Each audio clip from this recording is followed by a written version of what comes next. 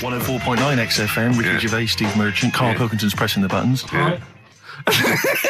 We're playing some great moments from the last 3 weeks. And some great records, Steve, from the last 2 weeks. That's true enough. Yeah. We're not actually here today. What are you up to today, Rick? It's 8 hours earlier, so this is about 2 o'clock probably. Mm-hmm. So it's about 6 o'clock in the morning. I'm still in bed, mate. I'm asleep in my hotel room. Now, where are you? We're in LA. Los Angeles. Yeah. City of Angels. Rick. Yeah. City of Angels. Yeah, and so that's what we do. We're doing stuff like that. That's why we're not here. We're not here next week either. So next week is the best of this week. All right, so here's the first bit. The reason you became King of the Universe, of course, is because of your fascinating French bread anecdote. Oh yeah. Come on the then. How did baguettes come about? If this is going to be someone cooked a loaf a bit wrong and said I can still make a sandwich out of it, I'm going to hit you. No. Go on then. Right, Napoleon, when he was at war and that with Russia. 1812, yeah. Yeah, all his soldiers were like, not used to the cold weather and that. So they said, take some clothes in your bag with you because it's going to be nippy out there. So they put all the clothes in the bag. Sure. They were told. It's Napoleon, for Christ's sake. No room for any food. You're joking. So couldn't they make some sort of like sandwich? No, it wouldn't fit because of all the clothes. You had to take extra gear. Sure. So anyway, he said, I can see where this is going. Is there a baguette-shaped gap left in their holdall? They thought, let's make some bread that you can fit down your trouser leg. What? That's not true! No, it's not! I read it in Euston train station. I was waiting to go back to Manchester. Where did you read What, this? scrawled on the wall in graffiti? Yeah. Do you know the Was it also meet me here for cock fun at 12 o'clock? The upper cross sandwich shop, Euston station. It's on the wall. What do you mean it's on the wall? Do you know how it says, like, sail on at Dixon's, whatever? Yeah. Next to that, there was, like, a bit of information. Once you've read the stuff on Dixon's... I get information. There was a big thing about the history of the baguette. I read it and I thought, We got to make a sandwich we can spit down our trouser leg. But how can you march and fight with a huge piece of bread down your train? Although it would be intimidating. You see them coming, you go, sacre bleu, look at the size of them. They're big fellas. Well, blimey. I can't help but feel that could be a practical joke at your expense. Yeah. do that. Well, the Earl of Do you ever Sandwich... question anything you read? If it's printed up, is that, like, fact for you then? Well, it's not funny. I mean, if they were trying to be funny, it's like... it's not, is it? So it's information. Have you heard us? Things sometimes want to be funny when they're not. That's exactly what happened with the sandwich. The Earl of Sandwich wanted something he could fit down his pants. And it was those triangle cut sandwiches wrapped in cling film were perfect. You might be right. You might be right. I am. Because the Cornish pasty, so they could drop it down the mines, isn't it? Is it? They wrapped it up they wrapped up like meat and vegetables in pastry, and they sort of crimped it, and it was like and they dropped it down the mine, so, yeah, that's how that came about. And bagels were originally made so that people could play hoopla, but then eat afterwards. I don't know if you're aware of that. That is true, Carl. Well, anyway. Call my bluff. Is that true? Yeah. They're all true. They're all true. Yeah. Tell your kids that when you have them. Yeah. If they're still alive in a million years. Well, it might be true. Can someone confirm that baguette fact that it was so Napoleon could stick it down his trousers? Not him, his soldiers. His men. Yeah. Fascinating information. Fascinating bread information, Carl. Radiohead. Yeah, now this is my song for the lovers. It's a beautiful track. It's Let Down off OK Computer. It's one of my favourite Radiohead tracks. It's lovely. Right, set the tape going now if you want to tape. These songs. And just remembered recently, actually, I was on a train coming back from hometown Bristol, and I was on the train, and this girl walks on, good-looking girl. I thought, hey up, largely empty carriage. I'm thinking, my luck's in, because I take every opportunity, Carl. That's the thing about me, I don't choose. She was a good-looking girl. She sat down. I thought she sat down right near me. I thought, brilliant. As this guy comes up behind her, and says, I think it's probably a boyfriend or something. Sits down next to her. And I listened in on the conversation, obviously, because I'm pretending to read. It was very clever. I read the same page for hours, so I was pretending to listen. I was listening, but pretending to read.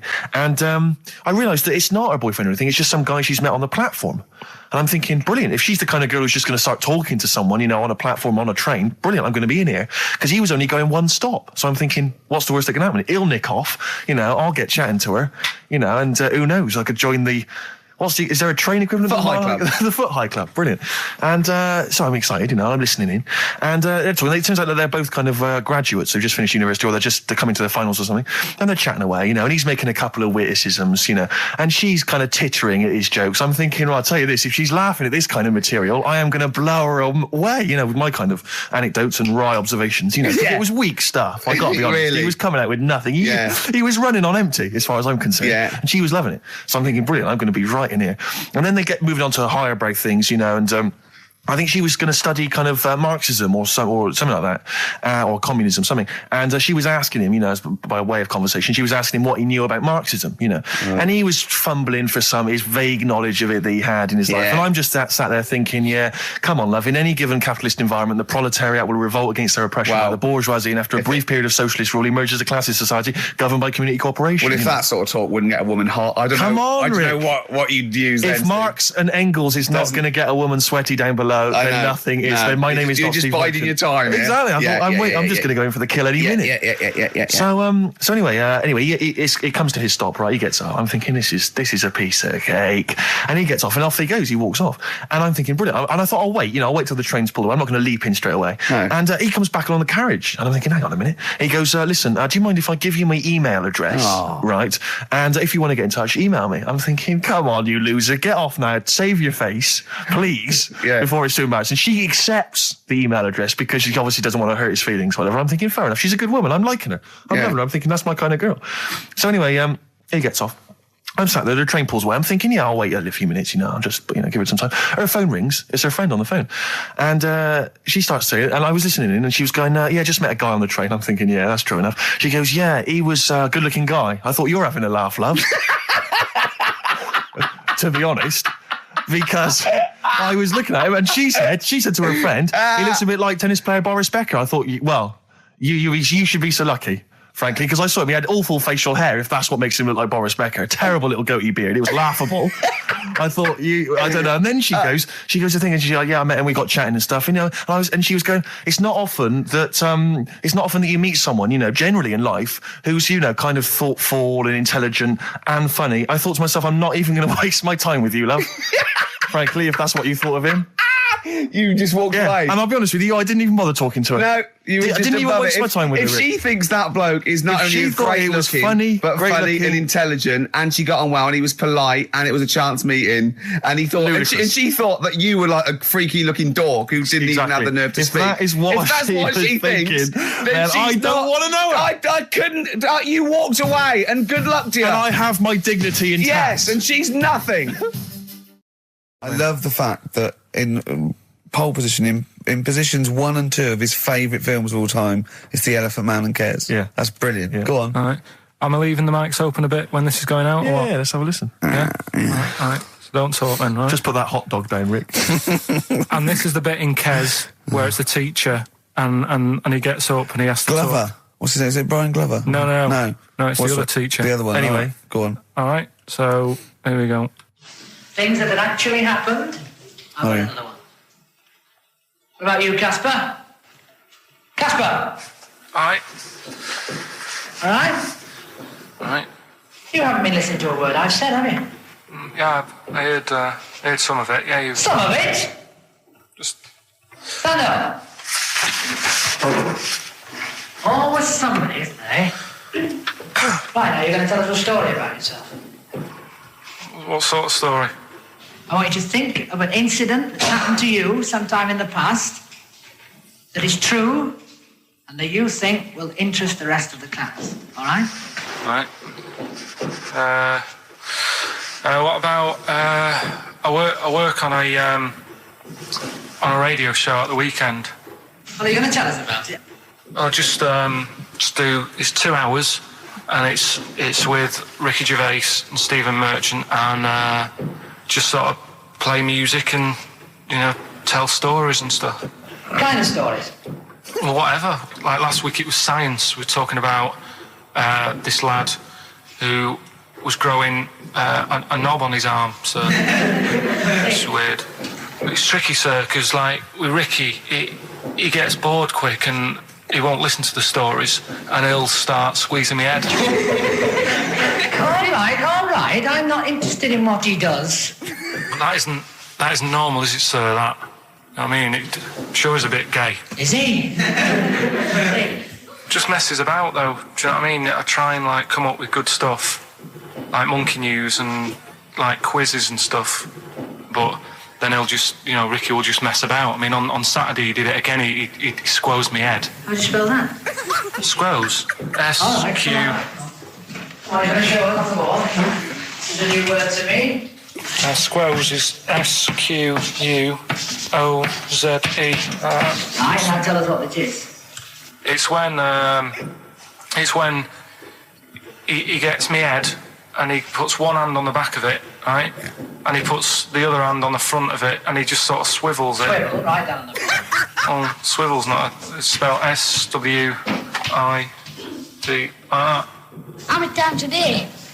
How many times a day does he swells it? It depends what time he gets in. If he gets in about 12:30, he could get a good 3 in.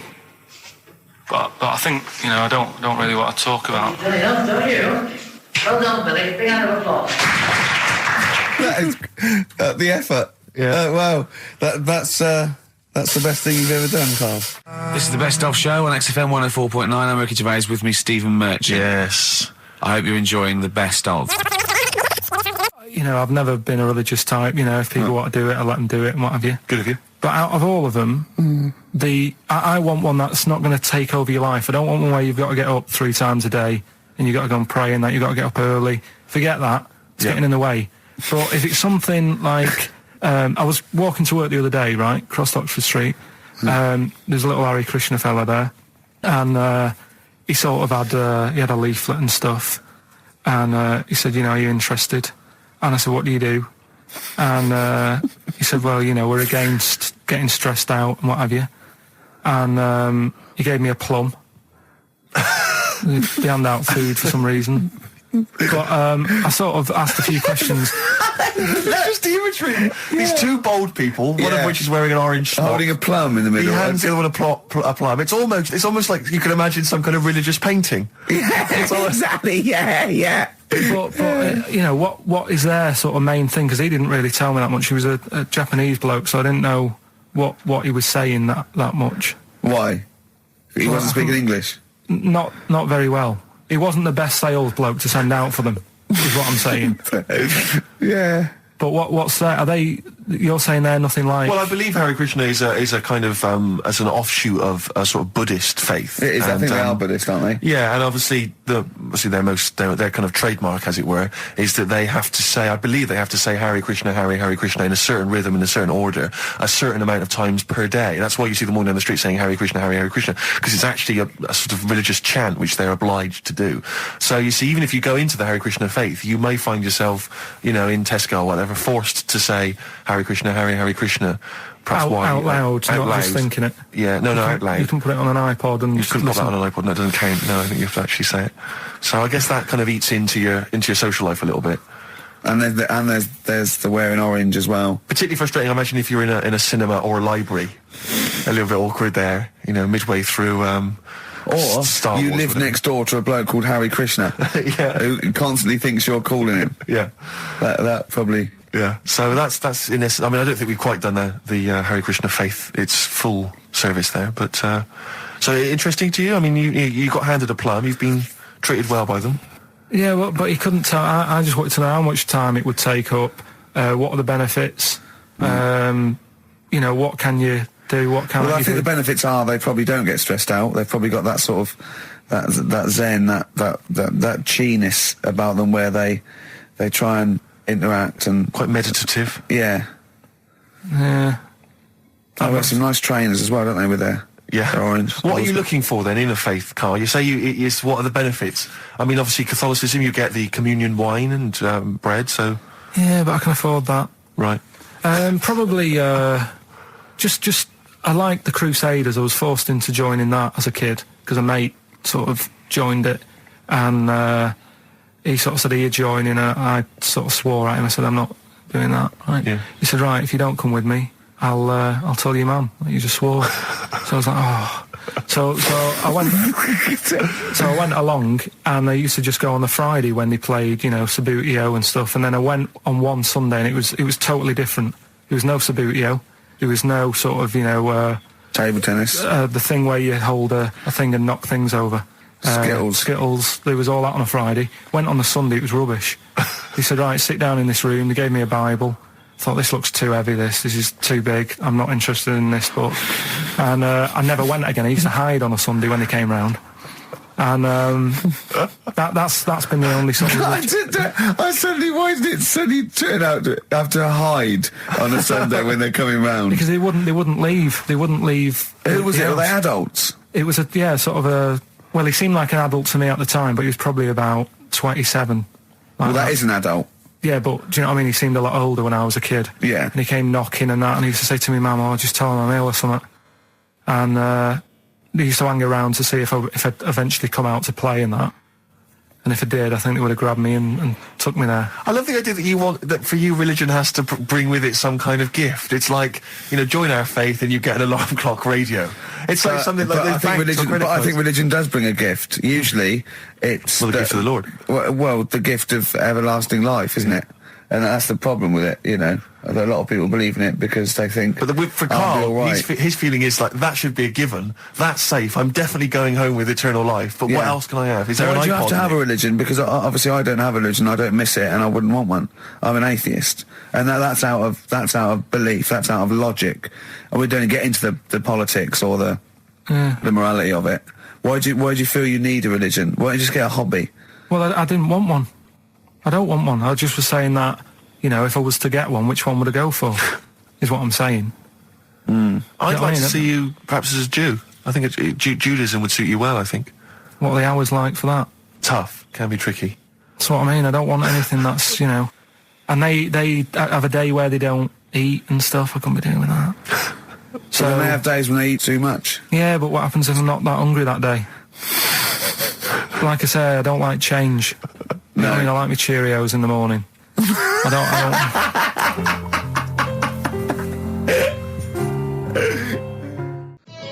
Avalanches, Frontier Psychiatrists. Absolutely. Well, we've had lots of emails.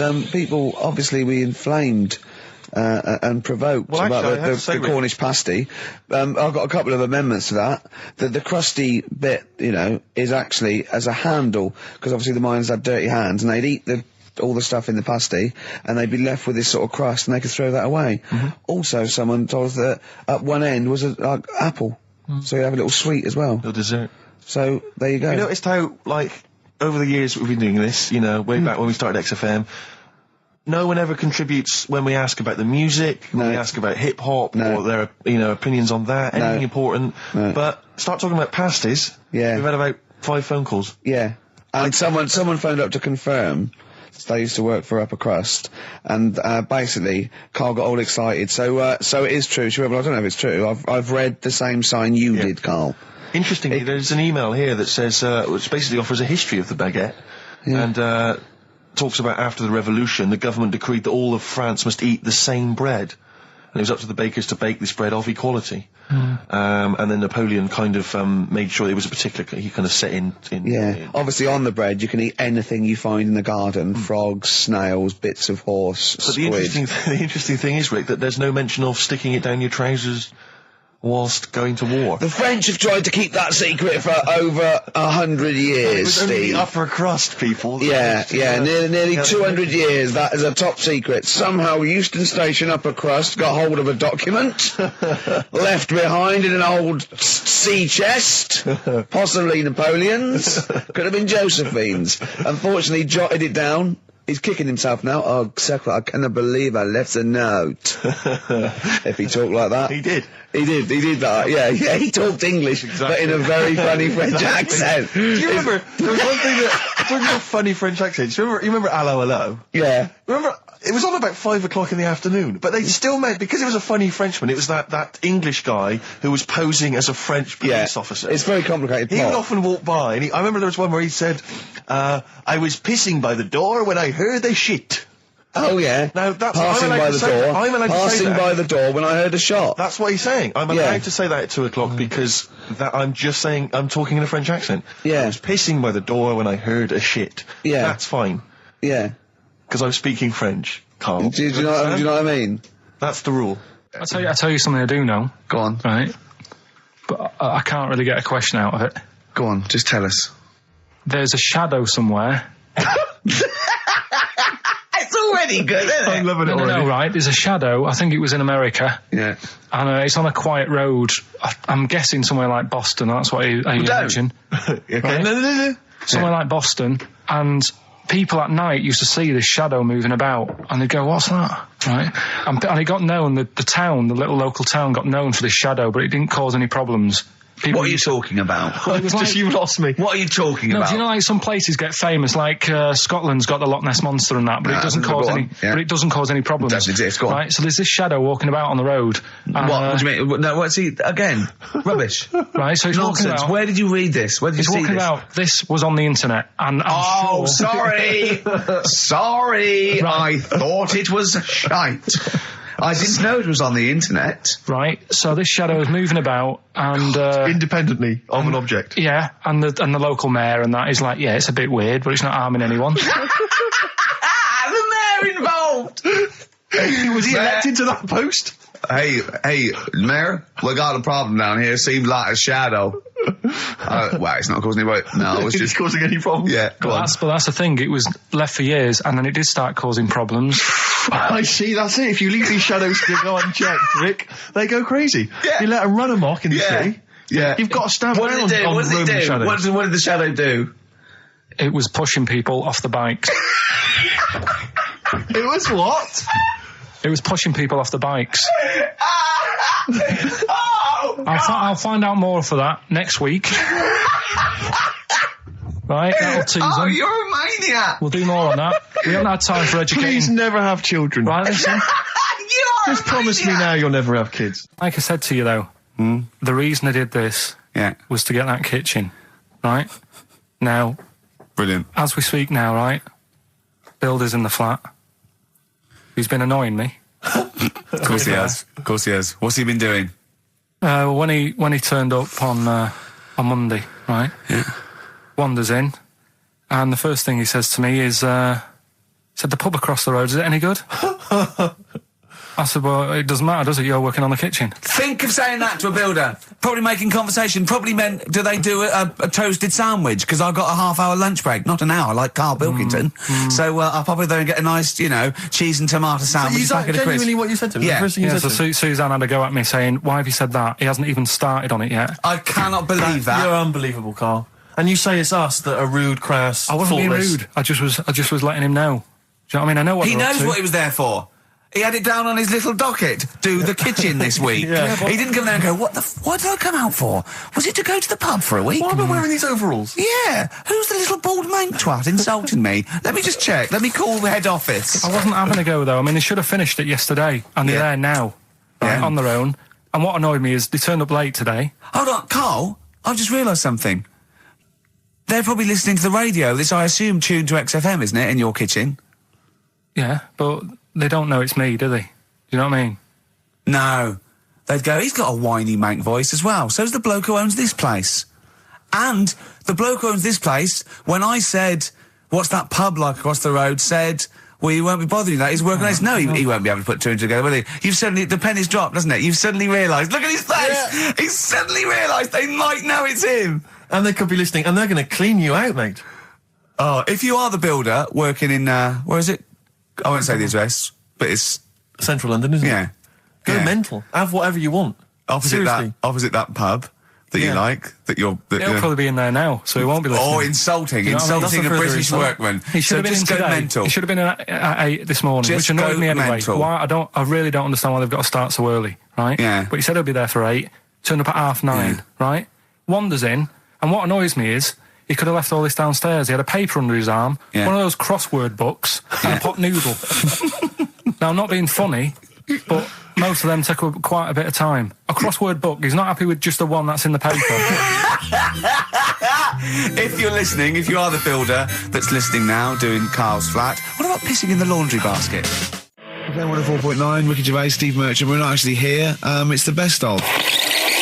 Look at his face. It was really light, right? We've had the parrot, right? These are things that I found. Found the parrot, right? I've told you about the dog in the car wash. Right, you didn't tell me about that. You said there's a car wash for a dog. That's all you told me. Yeah, the but parrot, you said there's a parrot. What?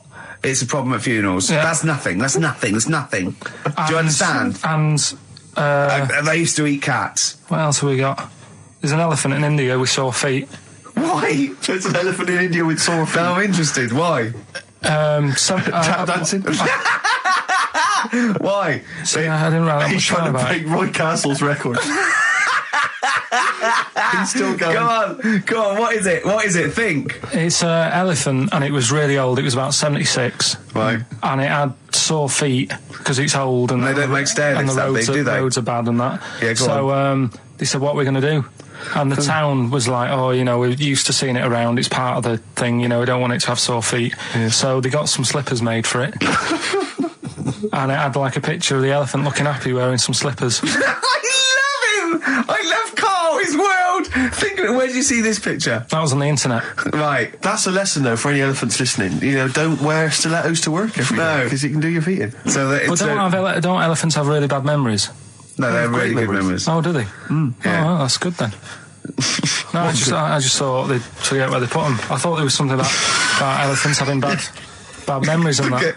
It goes on. Where's my slippers? Yeah. I'm sure I left them by the test. So sorry, there's an elephant walking around wearing slippers. yeah, that's in What India. kind of slippers? Those sort of old man ones with the sort of checkered well, round design. ones, I imagine. Yeah. Big round ones. There was that going on. And is it happening? Is it happier? I mean, does it feel more Yeah, it satisfying? looked it. Did it look? How can you tell? How can you tell for elephants, please? What else is there? There was a woman who's had a breast insured for 150 grand. Right. Okay. Any it's more what? information there? What? Third party fire and theft. Don't know. It had a picture of her with them, like, you know, out. I just thought, yeah, he should get them covered. He's done another real joke. Brilliant. That's a proper joke. He's done. Look at his little face. He smiles. I'd like to see you on one of the sort of TV panel games. If they could bring back sort of celebrity squares, Yeah. he'd be amazing as the centre square. Oh, that would be Wouldn't that be incredible. extraordinary? Or on that countdown in Dictionary Corner. I imagine him in Dictionary Well, Corner. I've come up with cat. If that helps at all. Yeah. Memblent. Yeah, what does that mean, Carl? Just anything you want it to mean. What I've got, there's a dog that's got a cough in Singapore because it smokes 20 a day. Right, okay, another one. No, it's the last one in it, so Yeah. we'll save it. The last one we've got is last week when I did Do We Need 'Em, do you know when I called up one of the museums, a science museum? Yeah, are you talking to me? Yeah, I'm just saying, I wanted to tell you before when the song was on, but you're so busy listening to it. Yeah, I've got to- was I so busy listening to a song I was playing? Yeah, but we're doing a radio show, aren't All right, we? what's your point? Well, I just wanted to say, she emailed in to say I got her name wrong, so I'm just apologising for that. What did you call her? I think I called her Jessica. What was her name? I don't know, I've got it on email somewhere. This is not an apology. No, I'm You've just got saying. it wrong You've again! not even said her real name. How is that an apology? Well, I remember I read the email, so yeah, I Who are you apologising to? think her name's Jackie, I think. Oh, you've got it wrong again, haven't you? Well, anyway, and she just said if you want to see dinosaurs and that, go to the museum. You were complaining about that as well, weren't you? You went to a museum and there was too many dinosaurs. He said you just need 4. No, well, Steve, have you been to the one in Knightsbridge? I think this so. one that I called up, right? It's nice. You go in, you get a good collection of stuff. You walk in, there's 3 or 4 dinosaurs. You've had enough, right? I went into New York, right? I went to the museum there, hundreds of them. You can't move for dinosaurs. Yeah. It's almost like they're responsible for them being extinct. There's loads of them. So all I'm saying is, if you want to see a dinosaur, go to the one near Knightsbridge. They've got a nice selection, some old vases and stuff. It's worth going. So, Carl, you're a second-time buyer, aren't you? But yeah. Bought one in Manchester. Lost $7,000 on that one. well, don't buy in Manchester. No, it's a good flat. It's just it wasn't. I didn't buy it to sort of make money. I thought I was going to be living there like all my life, and then a job came up here, and it was like, oh. You bought your first flat in Manchester. You assumed you would be living there for the rest of your life. Well, I wasn't in a rush. Play record, you're an idiot. Hang on a minute. So have you got a property portfolio? Have you got the 2 houses now? No, I've got rid of that one. Oh, you sold that one? Got this at a flat. £7,000 Got loss. this flat. I'll tell you something that is interesting. Hold on, though. What? £7,000 lost. Yeah. It's a flat in Manchester, but it could only cost about £8,000 anyway. Right, Steve, something they do now, right, they've got to do by law when you're buying, right? I was looking at one in London, right? It's haunted. They've got to tell you now. Right, don't talk shit. I'm telling you Play now. a record. I'm telling you now. Yeah. There's no such thing as ghosts. That is ridiculous if that appears on a legal document. Right, if there's anyone who sells flats and that, does that for a living. Yeah. Right, email in, because I'm telling you now, that is a fact. She sort of dropped it in. I said, oh, nice feel here. And she said, yeah, well, that'll be the ghost. Just dropped it in, that's all they've got to do. And then I was like, what? And they went, oh, yeah. That's all I've got to do, is it? So that's the legal thing. Did you drop it in? So in court you go, did you drop it in? Yeah, I dropped it in. Play a record, you're an idiot.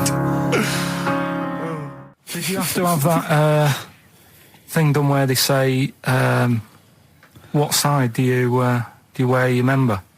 What side you dress? They don't say what side you wear your member. That would hardly be a euphemism, would it? So they say, what side you dress, sir? It means what side your little John Thomas leans, doesn't it, on rest, usually to the left, isn't it? Your little left testicles. If I said to you now, what side do you wear? Hang on. Do you know? It would be left. It would be the left. That's what I mean. If standing there, right, with nothing restricting it or holding it in or holding it up, right, it sort of leans. Your one ball is sort of like slightly back and lower, isn't it? And your little John Thomas rests there, so it's left. And the reason they ask it is so they don't put the tape measure up on the left and squash your willy or touch your willy. So it's nothing to do with like, well, you'll need a bit more room of sort of more material on that side, or. Well, no, I don't think they compensate. It's just when they when they stick that up into your groin, they don't want to come in contact with your little. The thing is, I don't know what side I wear stuff on. I just sort of pull my pants up and wherever it wants to go that day. But maybe it's not big enough to sort of make any, real decision. But like now, I'm sat here right with my jeans on. I don't know where I am. Well, that's clear from hearing you talk. No, but what I mean is, if a fella said to me, "What side are you? What side's your member on?" Member. What is this? What is this? The use of the word member suddenly? I'd go. Well, it's not. It's usually not appropriate. And also, I imagine in the old days they had big baggy pants that used to sort of like hang down. And now, like with those stretchy boxers and briefs, it's sort of held up in a nice little, neat little parcel, isn't it? So it's probably not appropriate. It doesn't come in contact with your little snake. So, Did you ever? What have you ever heard that? Are you telling me a tailor has asked you that and you went, "What do you mean, mate?" No, I've never. I've not really had one made to measure. I had one made when I was a kid, but since then I've sort of bought a suit off the hook. But when you were saying about buying a suit, I know that question sort of crops up, and I don't know what the answer is. It just annoys me the way I don't know. There's no surprises anymore.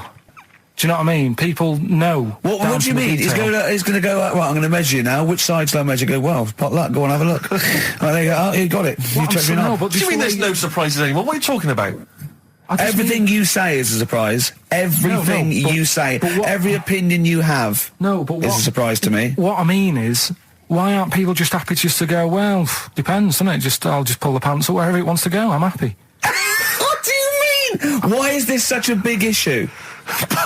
But Carl, when they ask you this question, they're not making a note of it somewhere. It's not statistical research to find out what the kind of common leaning is. It's a question so he doesn't touch it when he's using his tape measure. Just be careful.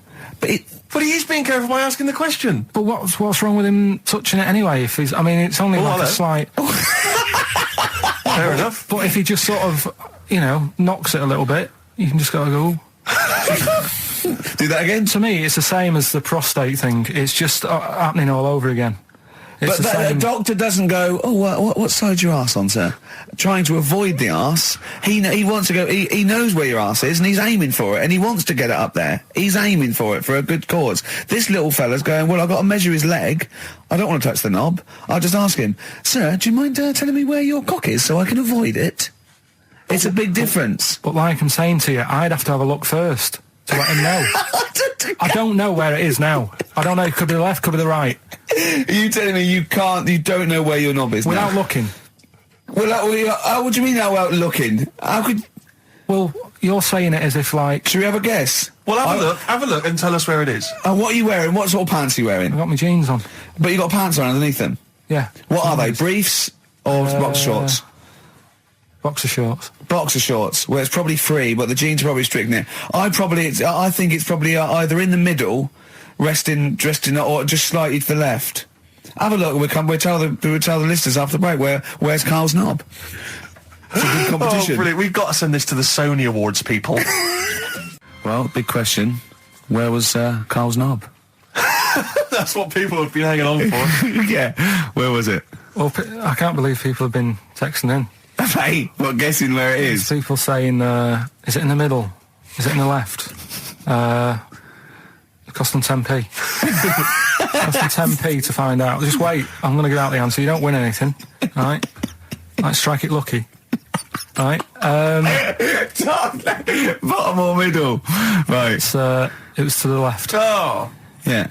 I went with the right. That's annoying. See, I thought it would be to the left. If not, maybe if it was all scrunched up, sitting on your lap, right, it might just pop up to the middle. Just pop out, like, you know.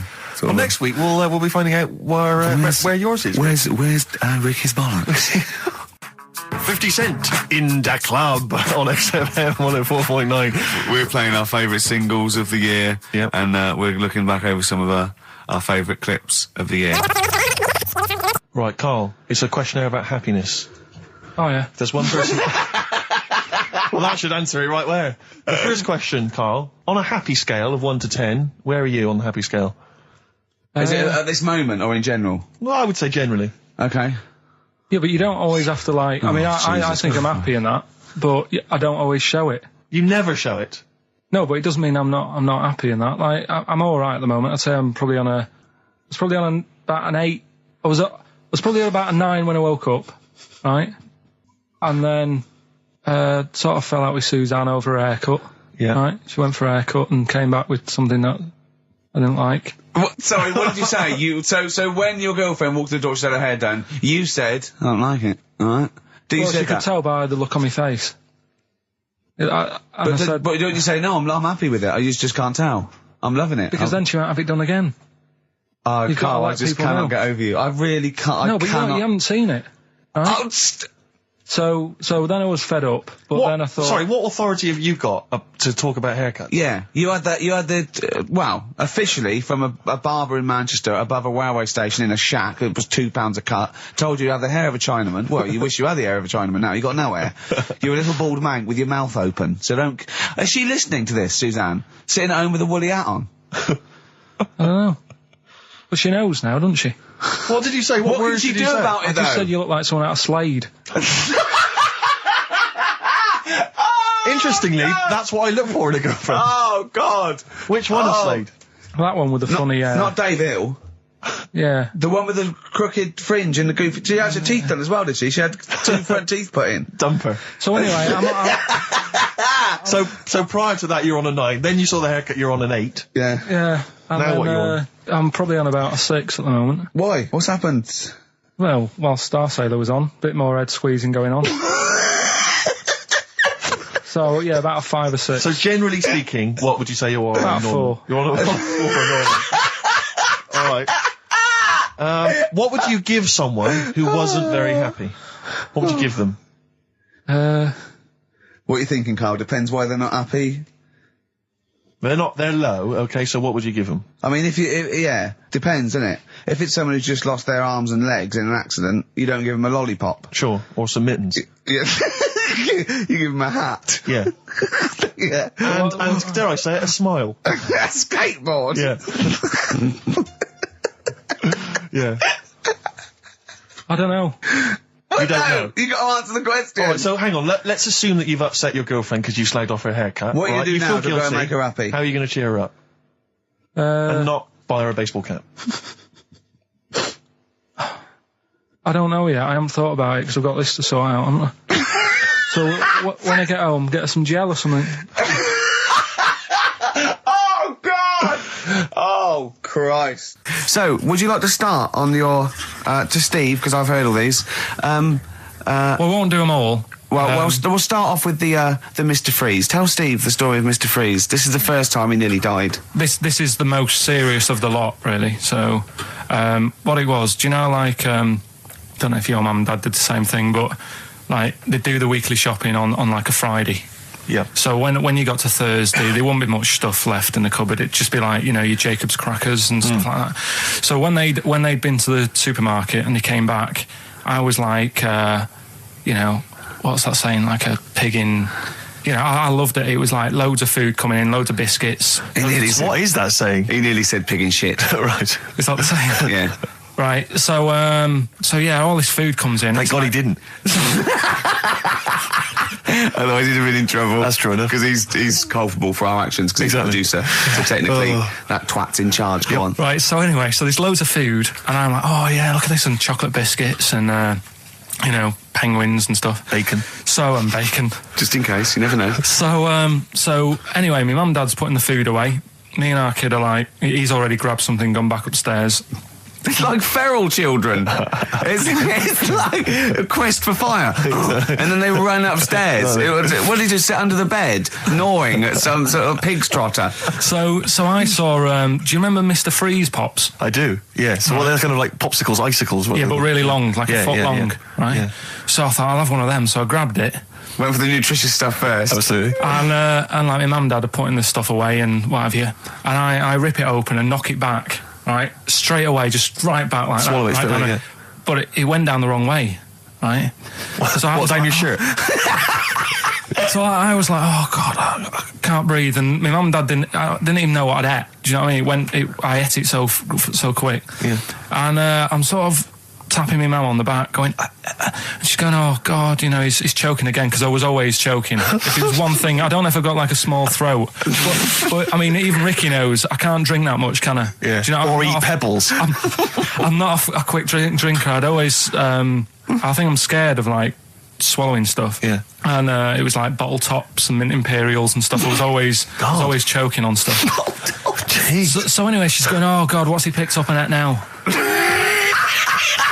Drop it. So, and hit his nose with a stick. So I was going, I'm choking. At this point, my dad had I think he'd put his share away, you know, his food away, and he'd gone. His share, I love it. Yeah. He'd gone to watch like Winner Takes All or whatever in a lounge, and I was in the kitchen, and I was starting to I didn't care anymore. Do you know what I mean? I just got to that point where I wasn't struggling anymore. You just thought, I'm done I just for. was like falling to the ground. And my mum's going, you know, get in here, I think it's serious. And my dad comes in and sort of starts shouting at me, saying that's what you get for being greedy. He didn't even know what I'd eaten. Well, it was the moment to teach you a lesson, certainly. So he's there like that, and my mum's going, oh, look at him, and my lips were going purple, and my eyes were rolling into the back of my head. You look like Marilyn Manson. And so anyway, she grabbed me from behind and did that fireman thing. The Heimlich manoeuvre. Yeah. And, you know, winded me. And it came up, and I was all right. What, the whole popsicle came flying back out? You see, that's what I don't understand. Because there was nothing there. No, just a little bit. No, it swells up, doesn't it? Because it irritated it. So it went down this sort of like your epiglottis. It went down the wrong way, like it went into your air canal instead of your throat, and it sort of spasms, and that's the fear. You just got to calm it down and relax. So in time, I would have been all right. Yeah, anyway. you don't. Well, no, you might have. So that's so that's hang on. one. No. But the weird thing is, like for 3 days after that, I felt like a sort of special person. I went to school. I'm saying nothing. I did full days. A special needs person. Yeah. I went to school the next 3 days after that. I didn't wag it or anything. I did full days. I love that. 3 days, turn over a leaf. Yeah, exactly. After 3 days, you thought, screw it. Yeah, did a quick history exam. Yeah. Right, next one. Weird. That's popsicle. That's popsicle hell, we'll call that. So we're looking into animals that we get rid of. I've spoken to someone about snails. I've spoken to someone about jellyfish and that. And looking at cockroaches today. She's an expert. She's just not just some random person. No, she works in a museum, a good museum. I said I'd give it a plug. It's the one near Knightsbridge. It's got dinosaurs and that in it. It's worth seeing. Natural History Museum. Yeah. So, It's not sure. He's not sure. This is what happened.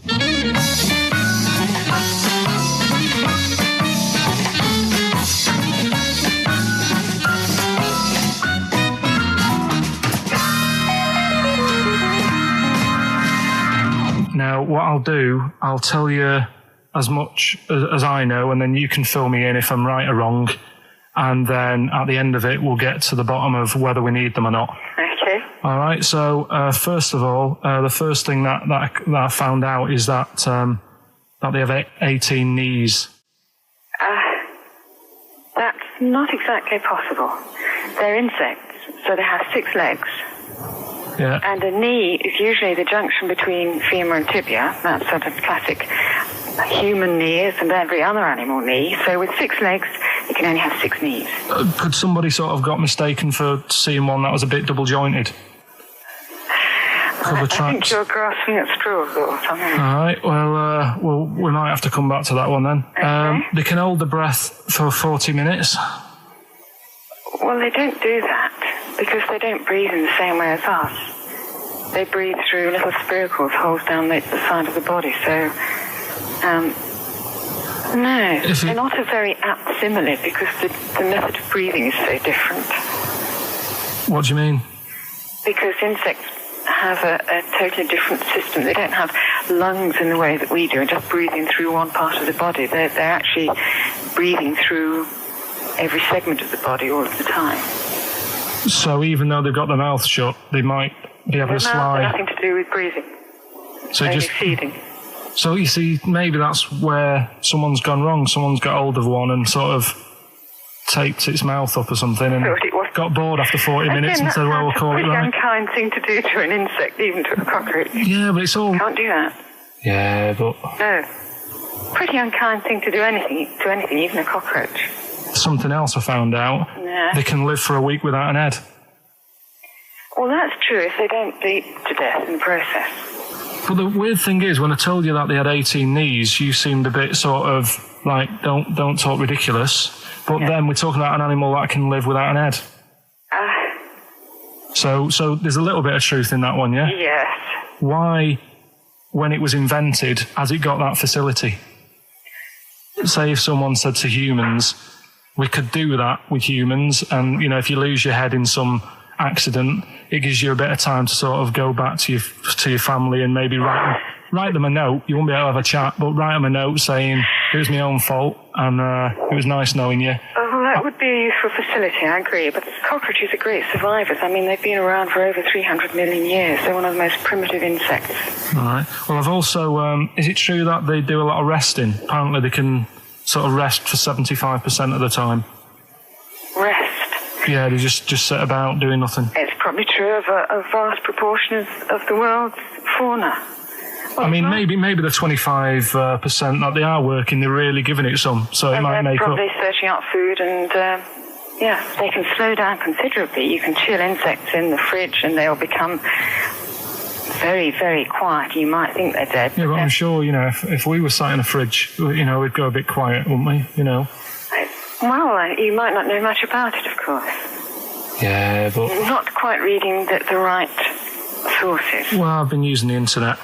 I'm sure there are many useful sources that you could find there, but some of those seem to have been a little misleading to you. So you don't agree with a lot of what I've told you there? No. So cockroaches, can we get rid of them? No. So we're keeping them then? I would say so, yeah.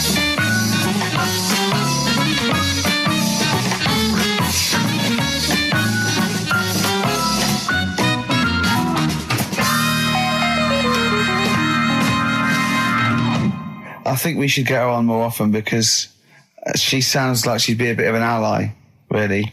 Because she knew immediately that you were talking nonsense. She even said, I think you should be more concerned about your sources, which I've been trying to tell you for a year, right? The fact, I mean 18 knees, where did you get that from?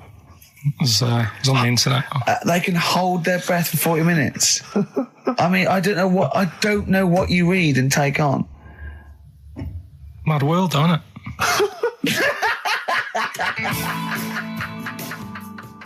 Coming up, I've got my film review. Looking forward to it. It's a great one. It's a great film. I've got a song for the lovers any minute now. Sure.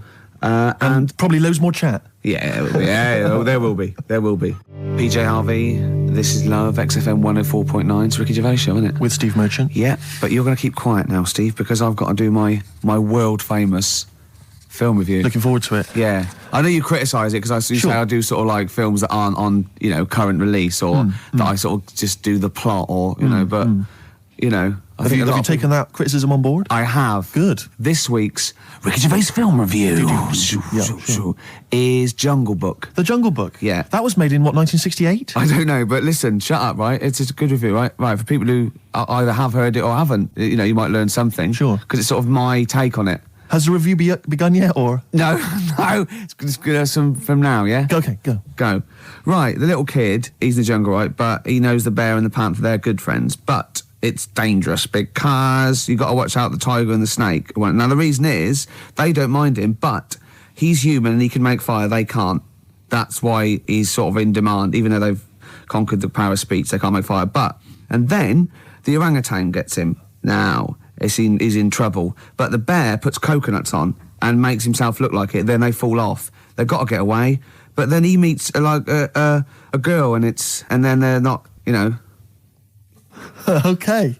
Do you write these yourself? Yeah. Or you don't get a professional to do it? Right. Oh, no. Okay. And what would you give that one out of 5? It's 9. That's a 9 out of 5.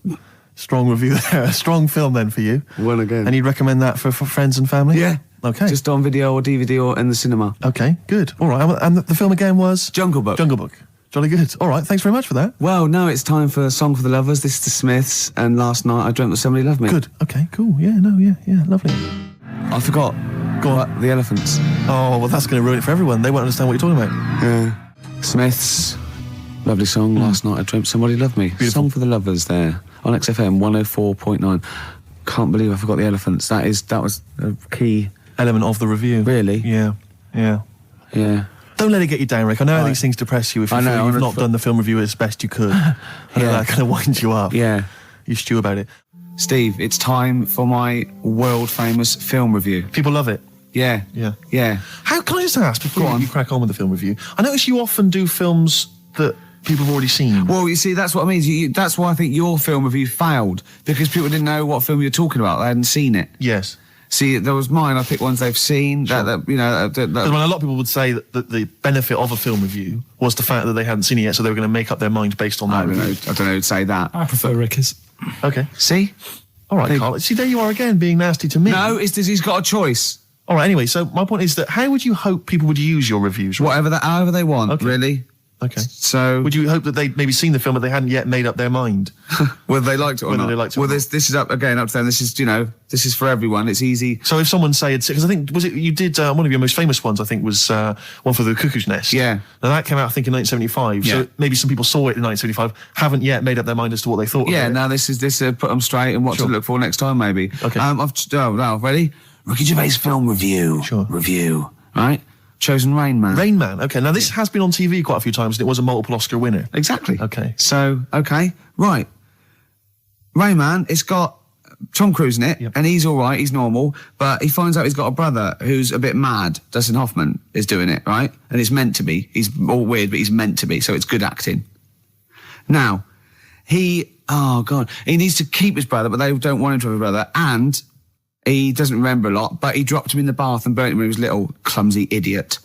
But then he finds out he can make a bit of money, so they get the same suits, and they go bet 2 for good, well, because he's got special powers. So he can know what the roulette. He wins that, and he drops some toothpicks. He knows how many there are. And he recognises the waitress just through the book. He's got all his football cards, don't put them out of order, don't go in the telephone box with him, he smells, and get him back in time for Jeopardy or watch it. Anyway, then he slap his head and get worried. Qantas don't crash. So he's got... all that, and in the end he doesn't, I don't think, but at least they've met each other. Yeah. Of course, Rain Man, a film about autism, which is strangely appropriate, I think, when you're reviewing it. Anyway. What would you give it out of 10? Oh, 9. Okay. Thanks very much for that. Useful? Yeah? Have you seen the film before? No, I will now. Okay, jolly good. Well, excellent. Muse on XFM 104.9. It's Ricky Gervais show, isn't it? With Steve Merchant. Yeah, we're all here. Lads. I can't wait. I can't believe it. We've got some great stuff coming up, Steve. What have we got planned? I'm being honest. Go on. There's some great tunes. Yeah. We've got, there's too many to mention. Don't mention them. Well, there's about 20 actually. Is there? We could mention them. Looking forward to them. I've got a brand new feature as well. You know, I do a film with you. Loving it. And, we do Run for the Covers and Song for the Lovers and got a new feature. Go on. That film sounds good. Right. It's not the film review. It's a track from a film. That's brilliant, Rick. Yeah. That's absolutely That film magnificent. sounds good. Yeah. Something like that. People will be desperate to look forward to that. And there'd just be some chat as well. There'll just be some nattering. Oh, yeah. Bobby Womack across 110th Street. It's great, isn't it? That's a lovely feature. And that's the first feature. Oh, that film sounds good. Brilliant. Yeah? Brilliant, yeah. That's I'm excellent. thinking of actually bringing out maybe a compilation of I'd love to hear it. Song for the Lovers. What Maybe. sort of things can we hear? Can we expect in the future? Because I know you're a big fan. This is brilliant. He bought the soundtrack to the film Braveheart, which is just kind of let me just explain. Which is just kind of big orchestrated numbers, right? James Horner. As far as he's concerned, that's classical music. He's got a classical music CD in his collection. It's the music from Braveheart. I sit there and I think, yeah, mate, I'd probably sort of lead my people's, He's obsessed with Braveheart. He actually sort of relates to William Wallace. He actually thinks, that's the sort of thing I'd be doing. Yeah, it is. No. What was it you were working out to the other day as well? He's got like a personal gymnast or whatever. What's it called? Is it a gym expert? A trainer? You've got a personal... I box with this bloke. Yeah, he goes boxing in like some underpass somewhere. Right? Every day. Every single day. He goes boxing, right? And what was it you were training... What did you tell me you were training to this week? God. What music did you have on? Oh my God. I have actually... Now, I never did this, but I have actually gone red, haven't I? Yes. Right. It's very hard to embarrass I was working out and training and boxing. Oh my God. You're going to have to play a record after this. To the Rocky soundtrack. To the Rocky soundtrack. He's bought, a CD which has got the best music from all of them. Now, was it Eye of the Tiger or was it... It starts up with Eye of the Tiger, then it goes, Hearts on Fire. That's me sort of right on. Then it goes, dun dun dun dun dun dun dun. Does any of your training with your trainer, does it ever involve you running through snow with a log chained to your back? Yeah. Like in Rocky and helping, IV? I often have to help Russian peasants because their cart horse is falling over, but I lift it up. Whereas the other fella, he's training in a posh gym having injections. I'm not. I'm just breaking rocks and punching dead cows. Where'd you get that from? It's handy, wasn't it? Put it on. No, what is it? That's the... He can't hear because put your headphones on. Why was it? You'll love it. You'll love it. Yeah. That's magnificent. Yeah. That's now Ricky Gervais's theme tune. Yeah. Every time we start the show, we should just start with that. Win, Ricky, win. Well, it's time for the... Well, I think people wait for this now. I never knew, really, since I was doing the show, that I actually had a bit of a knack for film reviews. Right. Do you know what I mean? Yeah. Because I discovered talent. Yeah. I mean, I'll probably be asked soon by Barry Norman or Jonathan Ross to do something on that sort of thing, or maybe my own film. I don't know. TV or... The clock's ticking. It's only a matter of time. Yeah. Okay. This week I've chosen... Well, wait a minute. Let's play the jingle. Okay. The film review and that. Brilliant. Yeah, Ricky Gervais. Yeah. Yeah, okay, here we go. This week I've chosen My Left Foot. Right. Okay. Now, My Left Foot is a film about a bloke called Daniel Day-Lewis who's all mental except for his left foot, right?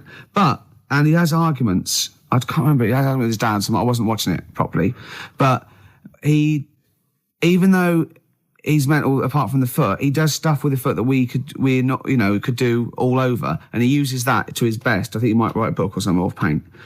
And the moral of this story is, even if you've only got a foot that works, you can still win prizes because it won the Oscar. Okay. Am I right in saying that you're bringing a book out of these collected, maybe for the Christmas market? I think I might. Yeah. I see there's obvious great market films there. reviewed, sort of, with it's a different outlook on it, isn't it? A different approach. I don't just sort of stray. Well, I'll tell you what, it's an approach that doesn't really use grammar, which you don't see that often in film reviews. But no, once again, what would you give it out of 10? I didn't really concentrate. I can't remember a lot about it, but it won an Oscar. So I think it won an Oscar or something. So 9. Okay. Jolly good. Well, that was My Left Foot, which is probably available on sell-through video, maybe in a bargain bin. $5.99, probably on TV this Christmas. That's to be confirmed. Eels, fresh feeding on XFM 104. I was going well, isn't it? I'm enjoying it, yeah. 20 minutes to go. I think, More of an up show. We've made some great hits and great songs, some great haven't we? music. We've got some great features. A new feature. That film sounds good. Looking forward to that. That'll run week. and run. Yep. A song for the, if there's any record companies out there that want to put out a compilation of my songs for lovers, yeah. That's good. Anyone who wants me to do a film, any film you want. Yeah, reviewed. Yeah, reviewed, yeah. I would finish a sentence. Yeah, no, ideally. Because it was otherwise, it was Go on. anyone who wants me to do a film. Well, of course, being a top actor, yeah, you'd have probably appeared in a film. Sure. Okay, yeah. And that. Jolly good. Yeah, Okay. Well, apart from the great music we've got lined up, Steve, we've got obviously our regular features. Sure. We've got my classic film review. Always looking forward to That's that. already getting a little bit of, attention. From who? Wow, just various people. Go on, name some. Well, can't name them by name or just. Yeah. Oh God, what's that one? Oh, Scorsese. Right. You wanted me to talk about Yeah. one of those films? Okay, good. Yeah. You going to talk about one of his today? Yeah, no. What we've got lined up? Spielberg. Right. To do a Spielberg film. Okay. We've got That Film Sounds Good. Yeah. Now that's not my film review. That's where I take a track off a soundtrack of a classic film. Yes. And it's a great track, and I go, "Oh, that film sounds good." Brilliant. So Yeah. because it sounds Yeah. good. You see what I mean? But please don't be confused and think that that's the film review. I hate people to think that. No, That's what I wouldn't want. Yeah.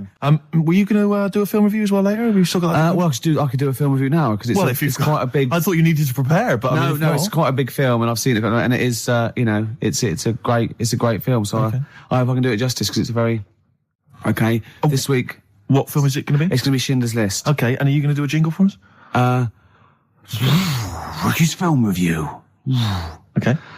This is a film by Steven Spielberg. Yes. And because it's in olden times, it's all black and white and that, except a coat that's red. I don't know what happened there. Anyway, it's about a bloke who's called Schindler, and because there were so many people we wanted to save, he had to make a list to get organised, and he tried to save as many as he could, and he made him sort of not make the bullets properly on purpose because and in the end they gave him a ring. It's the same bloke who made E.T. Okay. Your review of Schindler's List. Yeah. And as ever, mark out of 10, please. 9. It was brilliant. You really enjoyed it? Yeah. Okay. Did the fact that it was 3 hours long bother you? No. No? Quite like No. that? Okay. Watch some of it on fast forward. Okay. Carl, have you seen Schindler's List? No, I'm surprised they managed to get all that in 3 hours. Amazing, isn't it? Would that encourage you to see the film? Definitely. Yeah. Okay. What would you give it a mark out of 10? 9. You give it 9 as well? Okay, I'll tell you, Just that red coat effect thing you're going on about. That's sold it. You like that, Yeah, do you? yeah. Well, that was just a mistake, apparently. Apparently, yeah. They probably just couldn't get all the colour out of it. As I said before, if you've got a film that you'd like to have reviewed by Ricky Gervais, then email us, ricky.gervais@xfm.co.uk, and I'm sure he can... Or even not just like the people, but what about the ones who make the films? Like, the ones that actually make the film. What are they called? Hollywood. Yes. If they want me to do one for that coming out to sort of give it a little bit of a boost. You saw me give away the tickets. That was selling. Yeah. So, we can sell your product, and we make it look like it's all editorial, but really, if there's a little bit of money involved, I can probably give it a 9 out of 10 instead of 4 or something. Rick, would you do that without having seen the film? Yeah. That's fine, because they wouldn't. They could just tell you what was coming up, and then If they said this, give us a good review, and here's 20 quid. Yeah. If they go, there's no money in it, I'll probably give it a bad Well, let's review. just try that. Rick, can I just try that now? Because a lot of people listening won't be necessarily convinced. Lord of the Rings. Let's imagine I've paid you now to review the forthcoming film Lord of the Rings. What do you make of it? This is a brilliant film. Yep. And even though it's all about wizards and that, and there's people in caves called gonads with beards, probably Robbie Coltrane's in it because he's in the other one at the moment. And it's all swords and stuff, and there's some magic. But it is actually the Lord of the Rings, not just like, just one of them. He's the Lord of it, and he's excellent in it. So, All right, mark out of 10. 9. Again, very popular film for you, Carl. Less convinced by that one, maybe. That doesn't sound as good as the other one. Yeah. What are you going to give it? 7? Still give it 9. You still give it 9? Excellent, because we split it. We split the money. Okay. Excellent. Good. This is the eels. It's not the end of the world. Super furry animals. Absolutely beautiful. XFM 104.9. Rick, you going to do your film review for us? We've got time for it, I think. I'm not. No, Why not? I'm not going to do it anymore.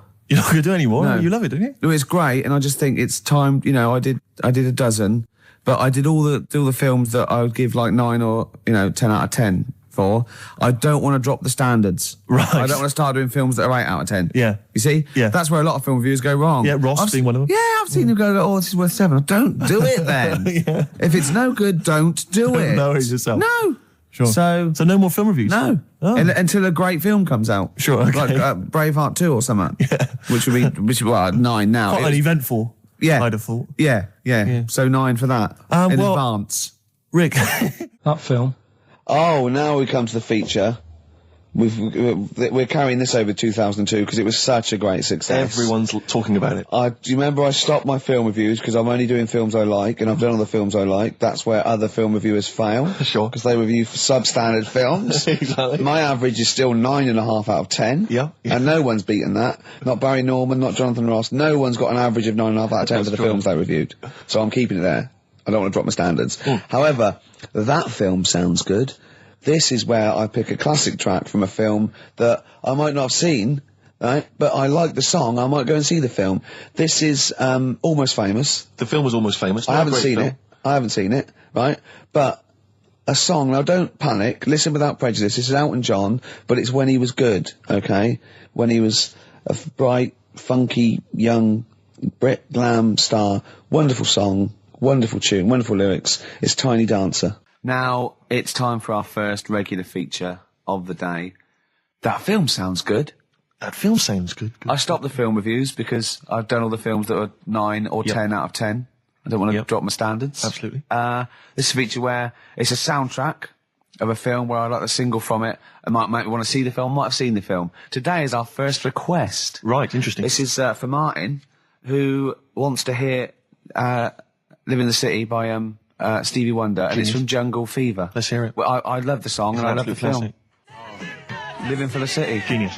Stevie Wonder. The man's from a god. film Jungle Fever. Absolutely. It's a great film. Yeah. Well, not to be confused with Living in the City, which I think is a Desiree track. So now never you do know, that. because you're a huge But Desiree fan. we were grooving along to that. It's a great, not my favourite Stevie Wonder track. I actually, for He's Mr. Know-It-All, but a great track. Stevie Wonder's just fantastic anyway. And during that, we just had heads down, we just like, just enjoying the moment. We said, turn it up, didn't we? We liked it. Carl, just halfway through, just looking at me, he's got a driving licence. Yep. I went, what? He went, he's got a driving licence. I went, he went, yeah, just for his own land. I went, you don't need a driving licence for your own land. He went, you might be right. He said, who else is blind? I remember hearing something. It was someone famous who shouldn't have a driving licence. Well, and they have. And I'm sure a lot of people. I'm sure it was someone who was blind. But you're right, it's a bit of an odd one. Isn't it? No, but don't forget, this hasn't just happened, this is in your head. So you can't say that and go, isn't that weird? How did that happen? It's in your head, don't forget at the moment. There is no proof There's no proof of that. You can't say something and then go, isn't that strange? You said it. Oh. Do you know what I mean? We didn't just see something happen out the window. Yeah, you see what I'm saying? What's in your head and what happened and all that? What are you thinking? I'm just thinking, who's that other fella? Ray Charles. Ray Charles. Yeah. Why would he have a driving licence? He's blind as well. I think it's the blind thing we've got a problem with. It's the idea of people who are blind driving cars that's maybe made us question that. I mean, Stevie may have a driving licence. I very much doubt that he's passed his test. No. He probably hasn't even... I mean, he could have done the theory one, maybe. But that's touchscreen. And until Labradors actually are allowed on the Queen's Highway, I don't think we'll see many blind people driving cars. I might be wrong. You might be, mightn't you? Oh, we hadn't thought of that. Yeah. Oh, yes. You might be wrong. Could well be wrong. Well, there's a start. I fancy a bit of Ed Hardcore about now. Well, Rick, you've embarrassed yourself because his name's Harcourt. Yeah.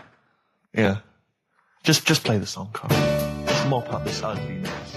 Just to hear a song. Okay, Rick. right, it's 1:30, and that film sounds good. Ooh, that film sounds good. Feature. This is where I choose a song from a film that film sounds good. See? This is a film that me and Steve both love, and he saw it first and got me onto it and said I'd love it, and I did. It was Rushmore, It's a great film, and from it features one of my favourite artists of all time, The Wind by Cat Stevens, and this is off the first album I ever bought from Teaser and the Firecat. This is The Wind from Rushmore. That film sounds good. Feature. Cat Stevens, The Wind. Elegant. It's a beautiful song. The album is a superb album. It's seminal. It's just has some great songs on it. I feel like playing another one, maybe Song for the Lovers. Maybe do it later, yeah. Maybe I could do that, yeah. It's beautiful. I have to say I've seen the follow-up to Rushmore. If you enjoy Rushmore, it's this new film, The Royal Tenenbaums, with amazing cast. Ben Stiller's in it, Gwyneth Paltrow, and Gene Hackman in his Golden Globe-winning performance. Oh, yeah. Same sort of thing as Rushmore, same kind of style, but lovely sort of kind of family comedy. Absolute dynamite, and again, a brilliant soundtrack. Nico is on there, Nick Drake, all kinds of treats. Forthcoming in the cinemas, Rick. You say the follow-up, is it the It's same not a director? sequel. It's the same director, same writer, Right. some of the same cast. Bill Murray makes another appearance. Same style. Haven't the Swingers lot done another one? They have their new films Made with the same Right. Jon Favreau and Vince Vaughn. Again, dynamite, really good fun. Not as kind of perceptive as Swingers, but certainly as much fun. Have you seen Swingers, Carl? I think so. Is it the one where they've got a line in it? They've got a catchphrase in it, haven't they? You're the money? Money? No. You're that's so money. Jeremy That's it. Yeah, I've seen it. Yeah. Yeah. I love the fact that I said you're the money. You went no. You went you're so the money. You went yeah. Well, yours is from, what's his name? Yeah, Jerry Maguire. No, Yeah. that's show me the money. Yeah. Yeah. I've seen it. Anyway, See, that was really articulate. We had, we did a feature. It linked into film. Steve Love Films did a little, off the cuff review. Then it went into gobbledygook again. yeah. That, I can't even say it. You couldn't even say the word gobbledygook. Yeah. Do you remember the John Wayne Bobbitt story? Which Yeah. it's always seemed odd to me. I never really kind of got all the information. Do you remember that one, Carl, where the woman cut off her husband's penis because When he was adulterous or sleeping? something? I think he was sleeping, and she drove off. I think he threw it woke in the up woods. quite She quickly. that's so much better than the alarm Exactly, clock, the isn't alarm it? call. Yeah. And she threw it out. She threw it out of the car window. into the woods, Yeah. and he went and found it. Yeah. But imagine if he'd got to the hospital and they'd sewn it back on, and he'd gone, "That's bigger than I remember." I'm not sure this is mine. How many of you cut us where we dump all the knots? We dump all the That's knots where- in there. Yeah. That That was an extraordinary story. And then, bizarrely, he became a porn star. Yeah. Yeah. Very strange life that man's had. Well, it is a bit of a shock to the system, isn't it? Oh, cutting your knob off. I know. Do you remember that French bloke, the performance artist of about 1910? Do you remember him? No. He, as a performance art, he cut in a theatre, he cut his knob off to a crowd of people. Now, What? That's only a one-night trick, though, isn't it? Exactly. But what if there'd have been a bang outside? They went and encore. He went, "Oh!" Yeah, or they looked outside because a car backfired. He Yeah. went, did you see that? I go, what? I go, oh, just cut the... Did you? Yeah. Think of that. Sacre bleu. I know. French are funny, aren't they? Cutting your knob off for your art. Weird, isn't it? Longview. Further on XFM 104.9. As we're having so much fun with penises, Yeah. I thought perhaps I should just mention... That's a slogan. that we should just mention this story briefly. It's in the paper today. A Russian is selling what he claims is Hitler's mummified penis for £12,000. Yeah. Ivan Zadurprov says his ex-Red Army soldier dad hacked it off as a souvenir after storming the tyrant's Berlin bunker after his suicide in 1945. Yeah. Not. You Why convinced? did he wait till now? Yeah. He's found out that.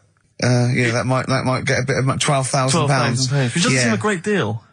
Doesn't seem a great deal of money, really. Well, it's useless, isn't it? True. You're not going to be able to use it. It's not going to be able to. It's not going to be a donor.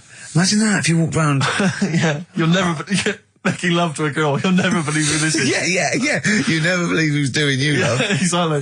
This is going to freak you out. This is, just relax. Exactly. Okay, sit down now. Was that I got a all little right? surprise for It was you. brilliant, yeah? So you enjoyed it? Yeah. Right. Are Did you you know a fan of the Third Reich? Exactly. Well, no, awful racist.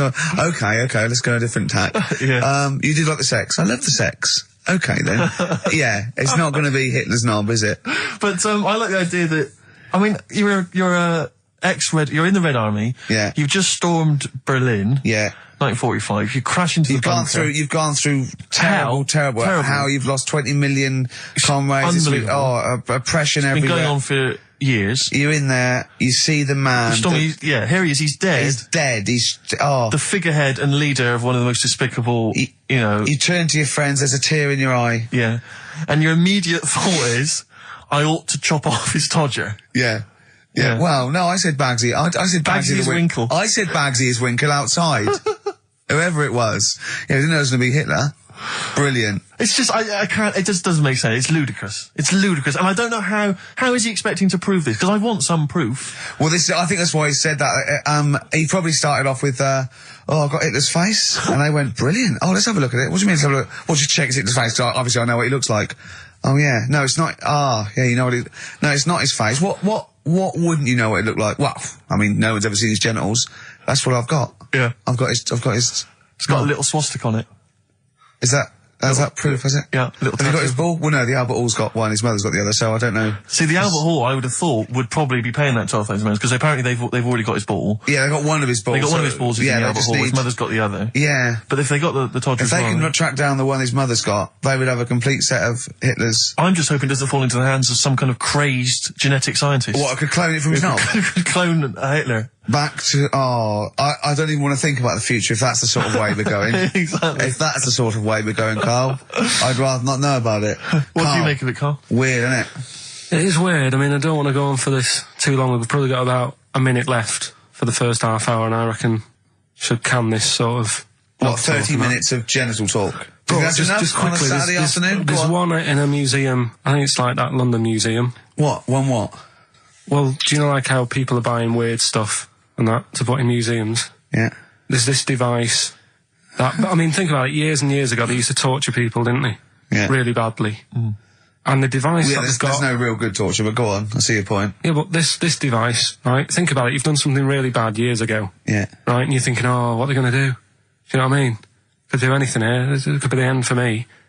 The device they've got is this thing that you put on your bits, as a fella, and it's sort of metal, so it means you can't sort of, you know, get excited. It puts a stop to you, sort of... That wasn't a torture device. I think it was a Victorian thing to stop adolescent boys wanking. They used to have things like wrist things as well with, like, spikes on them. It's not a torture device. Isn't that? Well, not really. Imagine that being captured by no, right, you're never going to get hard on again. All right. Not really a torture device, is it? And there wasn't that many nice-looking women wandering about anyway about them, was there? You didn't get excited about stuff. What are you talking about? Well, they filthy, they stunk and everything back then. What are you on about? Right, we've covered that. No more of that talk now, right? Let's move on. Filthy, all Victorian women, filthy and stinky. Yeah. Oh, dear. Better Rolling Stones and set up the old songs of phrase. Yeah. Stones, Beast of Burden. We've not played it before. It's an absolute gem. I mean, I was watching athletics, right, the other week. Yeah. Right? And I was watching it because there's a lad who I went to school with. He's, like, winning gold medals and everything now in the Olympics and stuff, right? So I was looking out for him.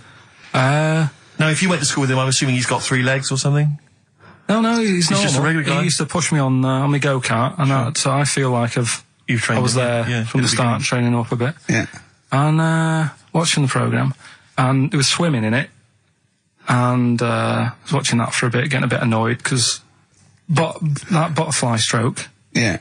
I don't know why they do that. No, nor do I. It's just hard work. It doesn't make you go any faster than, let's say, that stroke. The crawl. Yeah, don't do that. That stroke on radio doesn't work. The crawl, yeah. So I was watching that, thinking, that's annoying. Yeah. And then they got onto the running bit, and my mate's in this race. Yeah. Now, they do the side shot, don't they?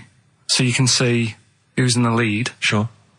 And then they do that front shot, where it's absolutely pointless. The only reason to do the front shot, I think, is to keep women interested. Because you can basically see his tackle going from left to right, being battered all over the place. Why were you looking? Seriously, you had no choice. If you wanted to watch it was like, I was interested if he was going to win, but it's like, you know... But why did you turn over and watch Charlie's Angels instead? Because I wanted to see if he won the race. But... Or flip back at the end. Just flip back to get the result if you don't... Well, yeah, or at least turn away or close your eyes on the front shot. No, I wasn't. I just... Suzanne was happy. Suzanne was loving it. Yeah. And I was like, whoa. Yeah. Just go to the other shot. But they were showing you the front shot and running along there. They could have just shown the top half, but they didn't. Sure. It was there. It's just heads moving along at 25 miles an hour. Yeah. Well, I think you're meant to see the running, the actual legs moving. It's athletics coverage, isn't it? It's not like... But they don't show you a shot from behind. Did you want that? Oh, no, I didn't want that either. It sounds like you were disappointed. Yeah. Play a record. What are we having? Better Radiohead? Yeah, it'd be brilliant, wouldn't it? Incidentally, last week, you remember, we began the show by talking about knobs. Yeah. I think we've got a bit more knob news this week. Is knob news coming up, is it? The knob news is on the way. After Radiohead, more cock. Radiohead and go to sleep. That's not to you. Please don't go to sleep. We've got another hour and 35 minutes of fun chat and great music on XFM 104.9. I'm Ricky Gervais, with me Steve Merchant and Karl Pilkington. Pilky, little K-man Pilkers, little baldy twat mank whinging, a little bit bent Pilkers. There he is. There he is there. Now, Rick, you may remember that last week we opened with some quality knob news. Knob news, yeah. It was Hitler's knob. Hitler's knob was one of them. That just sparked off into a whole bunch of other kind of knob-related discussions. Yeah. And I'm pleased so far to see that we're almost at the halfway mark for this first hour. And so far we've only talked about nudity and/or todgers. Yeah. So excellent work from us. Well done, lads. Yeah. I'm looking forward to Dr. Fox and the rest of the Sony award committee listening to this one. Yeah. But more knob news. I don't know if there's a jingle for that, maybe. He nearly had the eye out. Knob news. Knob news, excellent. This is an extraordinary story. A woman tried to sue her bosses for £210,000 after finding a cooked penis in a canteen stew. Hospital cleaner Sophie, something, I can't quite pronounce that name, was eating goulash for lunch and could not cut one of the lumps of meat. Oh, you can see where it's going. I've got so many questions already. I know. She picked it up and tried to chew it, but it was too tough. Then she inspected it with workmates, who all agreed it was a penis. Imagine that discussion. Yeah.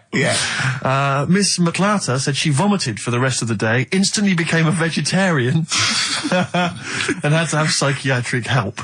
It's not known whether the organ was from a human. The case continues. Well, it can be found out, so that's one thing. Obviously, the doctors aren't confused. They're not going, I don't know, I've never seen one like it. Yeah. Also, why is she eating goulash? I know. I mean, that's my first question. Why? Yeah. Lunch. Oh, what do you want? Oh, no, I fancy some goulash. Yeah. Oh, some gooly lash. Gooly lash, Thanks very much indeed.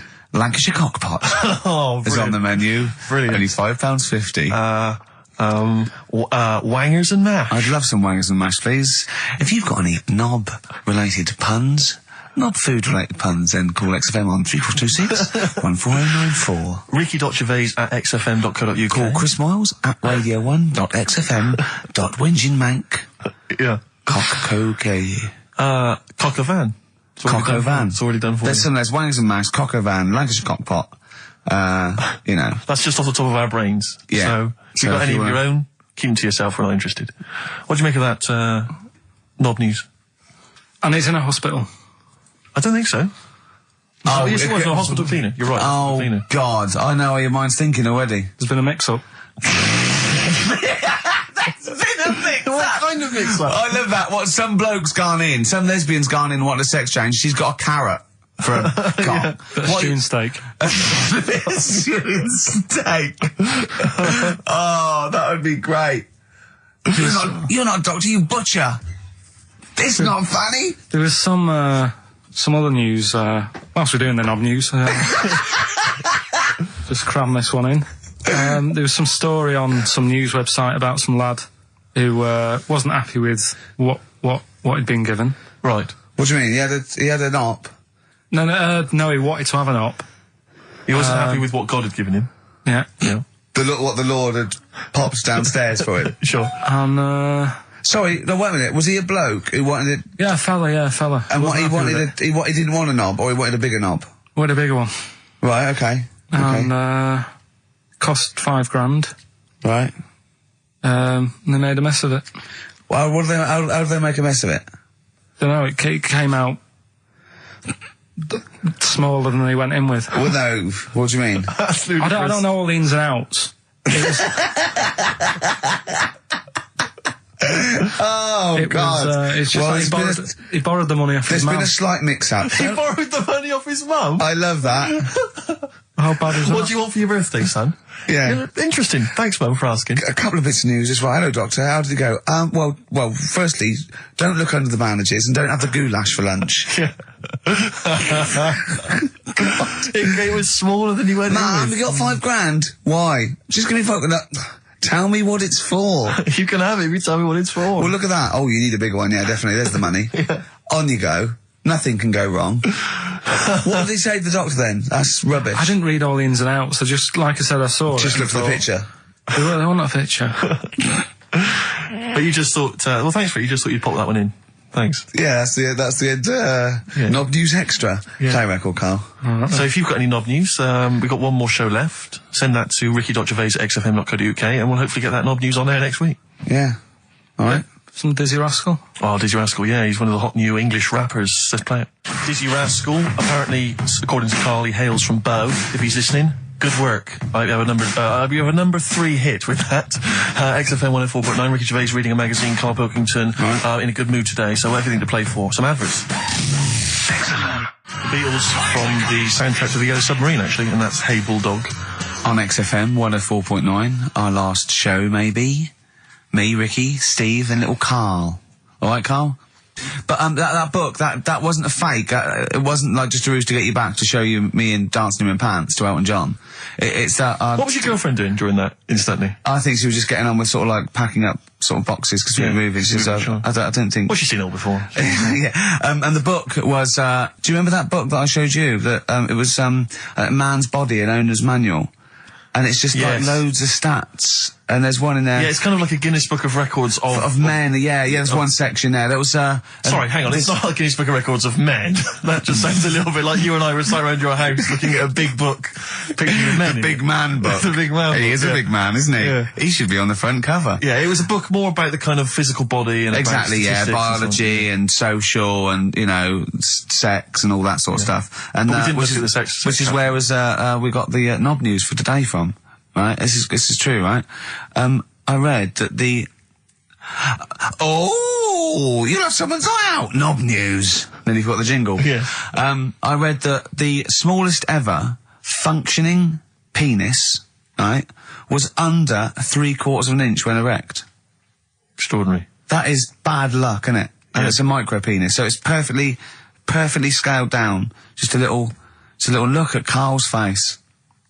Well, couldn't the fella have said, look, right, I'm not happy about it, so don't print it. It's not the sort of press people want, is it? There wasn't a picture of him.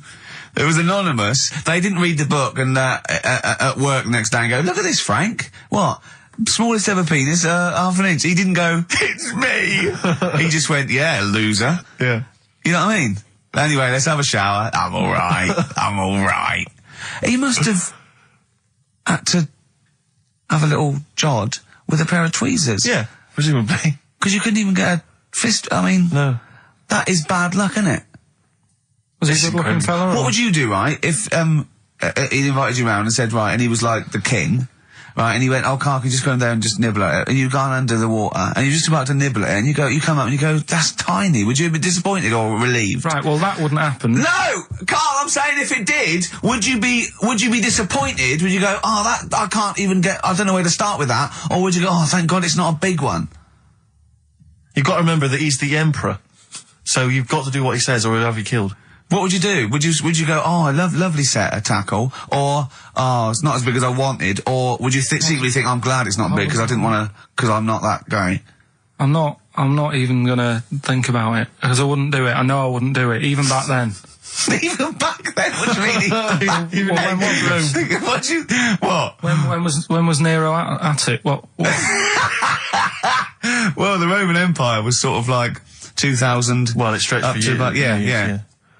So, it's a long time ago. Yeah, I wouldn't do it. You'd have to. I always remember, we're still doing knob news? Yeah.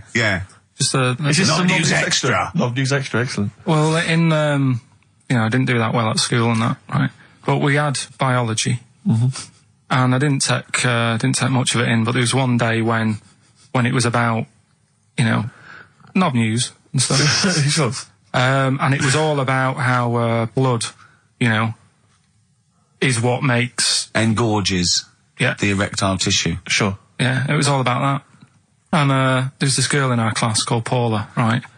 We were sat there watching it, and she fainted. You just heard her go, oh! And she hit the floor, right? Because we were all sat on top of the desk watching this. I wasn't that interested in that. No. I wasn't looking at it and that. But Paula, right, she fell over. And the funny thing was, right... What was it, a video? Yeah, a video of, like, this flood doing the business to this fella's member, right? And she fell over, like, and everyone's like, oh, what's up with her? And the teacher was trying to, like, wake her up and give her water and that. And it was really weird, because then the nurse came in, and yet this video was still playing. And the nurse come in, what happened while you seen this? Yeah. And you could hear, like, you know, then it was going on to, like, sex education on the video. It was all done from start to finish. What happens, da-da-da-da, and by the end, and she was still out cold by the time it got to, like, and then they had a baby. Yeah. Right? And that just reminded me of it. So it seems to me that was her sex education class. She fainted when the penis got erect, and when she woke up, a baby was born. That's probably what she thinks happens. She's wandering around now. And the whole class just missed out a bit because they saw someone. If she's ever with a bloke and he gets an erection, she just goes, oh no, well, that's it. She was a bit of a class tart, really. That's why everyone was like, what's up with her? Carl. No, but she was. Everyone was like, what's up with her? It's not as if she'd not seen it before. But just reminded me then. Weird. But anyway, yeah, so I wouldn't Anyway, let's leave Nero aside. Yeah. The other thing in this, should we play a record and come back? There's another interesting fact. There is some extraordinary facts in that. Yeah, we'll do more facts. We're running over. It won't be knob news. There'll be all different types of news. Right. Good show, though? Enjoying the last show? Yeah, it's alright, and, you know, I hope it gets better because, Telegraph are listening today. The Telegraph, the paper? Yeah. Are they? Why did you say that? Just, Jenny, the PR woman, said to me yesterday, she said, just, you know, do some good topics and that, so you don't have to worry there. What they phoned up to say, hello, it's Telegraph here, we'll be listening tomorrow. I don't know what they're doing. Are they doing a review of it or something? I don't know. Why would they do that? There's no reason to. I'm a bit... why didn't you mention this earlier? So the Telegraph have said, why would they call up to say we'll be listening? It's because a free country. Because they said they'll be listening, but also, can you make sure you record it? Because if we can't listen to it because of the pirate stations that are on at the weekend, because it affects our signal and stuff. Whoever's listening must listen and know there's a problem with pirates, and they said, can you... Well, they're probably just doing a feature about radio shows or something then. They're going to tear us to shreds. Listen to... seriously, the drivel we've talked today. I mean, what are they going to make of it? That's a broadsheet newspaper. I think I know what Monday's headline's going to be. I don't think it's going to be like, you know, they're going to forget about the power cuts. It's not going to be about, you know, the inquiry or terrorism or anything. It's going to be, no more to knob news. Yeah. It's going to... They're going to love it. I mean, seriously, I have a little bit of self-respect. And if I'd known a quality newspaper was going to be listening, I wouldn't have turned up today. Because, I'm an award winner, you know, and I'm a respected television writer. And I've, you know, won awards, sort of classy. Don't worry, though. And don't worry. What have we talked about? Knobs. We've had the worst quiz on radio. We've had you trying to explain relativity. You didn't even understand what that word meant. Yeah. You know, you just mentioned there about sort of no knickers and that. Is this going to be your Auntie Nora? No. Right. It's just, you know, like the last flat that I lived in, I always had a good view across the road, and I could see, it was the hairy... There was the hairy Chinese kid. Not hairy Chinese kid, he was just a Chinese kid, actually. Yeah. Running about. Because that's rare, isn't it? Hairy Chinese kids, very rare, isn't it? Yeah. There's only one official sighting, isn't there? In one of those shit little magazines that you buy. Yeah, he was running around in his underpants. You just swore ironically. I mean, I imagine if there's any newspapers listening, you did that. Because he's sort of jokey and... Yeah, go on, let's not swear. And there was the old woman who didn't move, she was just sat there reading a book all the time. Who we think possibly died and no one came round for weeks, And now I've moved, right? And it was quiet for a bit. I always look at what view I'm getting, right? Looked across and it was just sort of empty, sort of flats ready for people to move in and that, right? Anyway, people are in there now, right? And they've put all the furniture in, but I haven't put any curtains up, right? So anyway, I'm sort of washing up, just having a look out the window, right? Girl sort of wandering about, you know, knickers on, right? With no knickers on? You mean naked? Knickers. Well, she had a bra on. Right, okay. But, She's probably looking for a knickers. So, I thought, and I don't know how long I was looking. No. Right, but anyway, she looks across. Oh, God. I think she spotted me. Yeah. I think, oh, God. I felt really bad. Yeah. I said to Suzanne... Sorry, is this some sort of Peeping Tom confession while the Telegraph are listening? I've no idea. Well, it's not... That's the thing, though. Peepington. If I was peeping, she was peeping as well, because she was looking over. Works both ways, doesn't it? Yeah, but yeah, all she could see of you was your bald head. Yeah. No, but And your this hands is it. moving as you were washing up. And some white-looking substance frothing up. Particularly stubborn stain on this glass. Yeah. Oh, God. Imagine that. Imagine if she looked across. I'm assuming your sink is lower than the window. But didn't she just, like, just cover up or something? Or she looked back and go, oh, you're looking at my fanny? Well, the thing I did... What? I thought, just sort of drop me boxer shorts. Because I thought... Well, Suzanne said, what are you doing? What are you talking about? What are you talking about? No, just so they can see me cheeks of me. What are you talking about? No, because I thought, if she thinks I'm walking about in the nude as well, then we've both got something out of it. Carl! This sounds like a bad excuse in court. I know.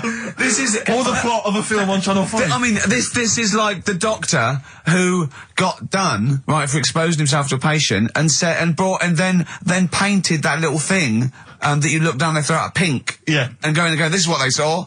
Yeah.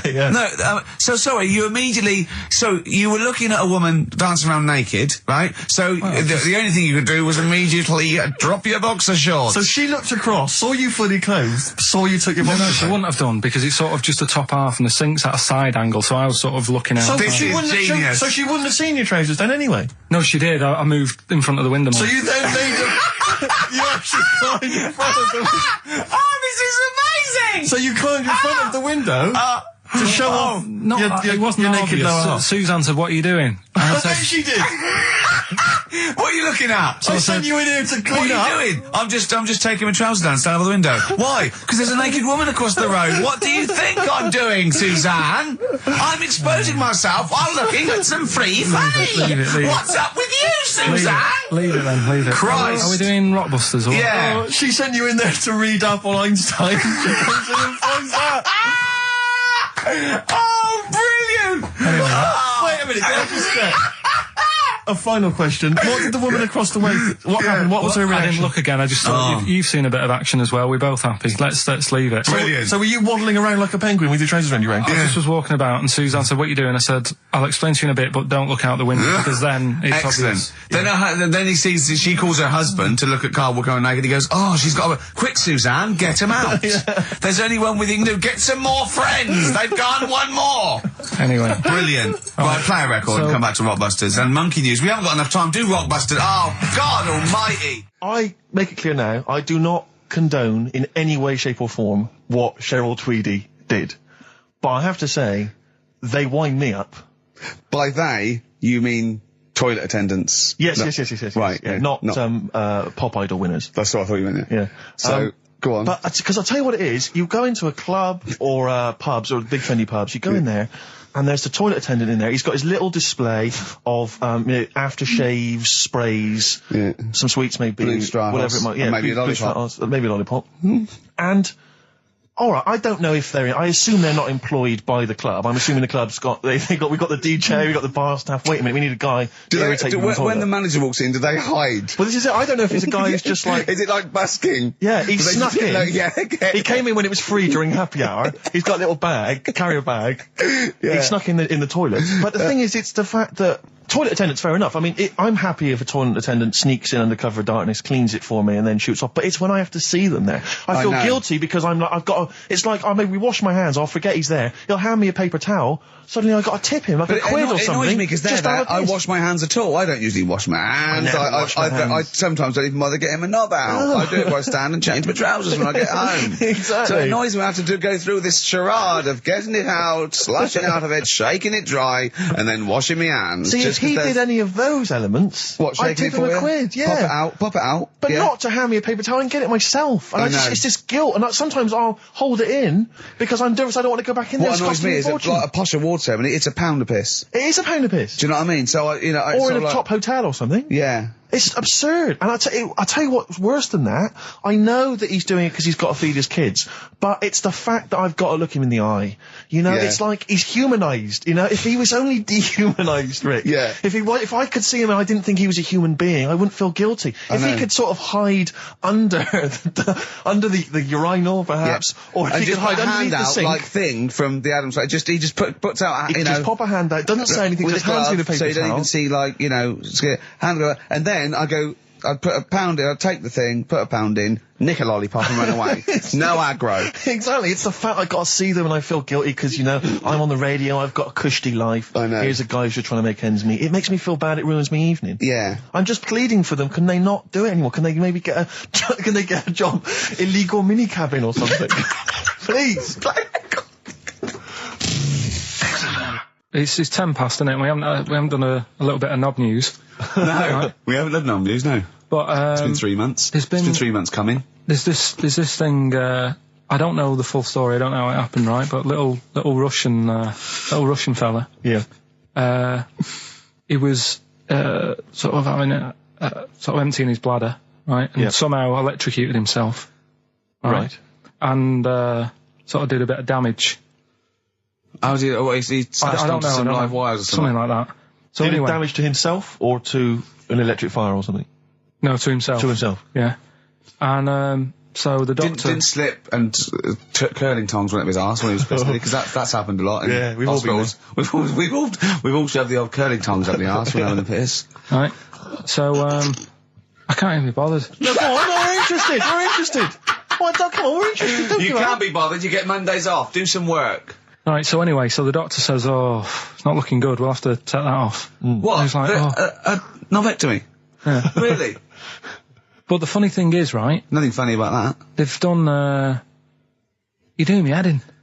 You're doing me Just head tell in the today. story. Just doing me head in. Well, you can chill out on Monday. I've only got 15 minutes, but I'm going to talk to you every Saturday. I'm going to get the money's worth out of this, because you get Mondays off, and I can't bear the fact someone's getting away with something like that, because it's terrible. So you're going to stick this out, or you're going to have to work Mondays. So take it on the chin, right? Okay.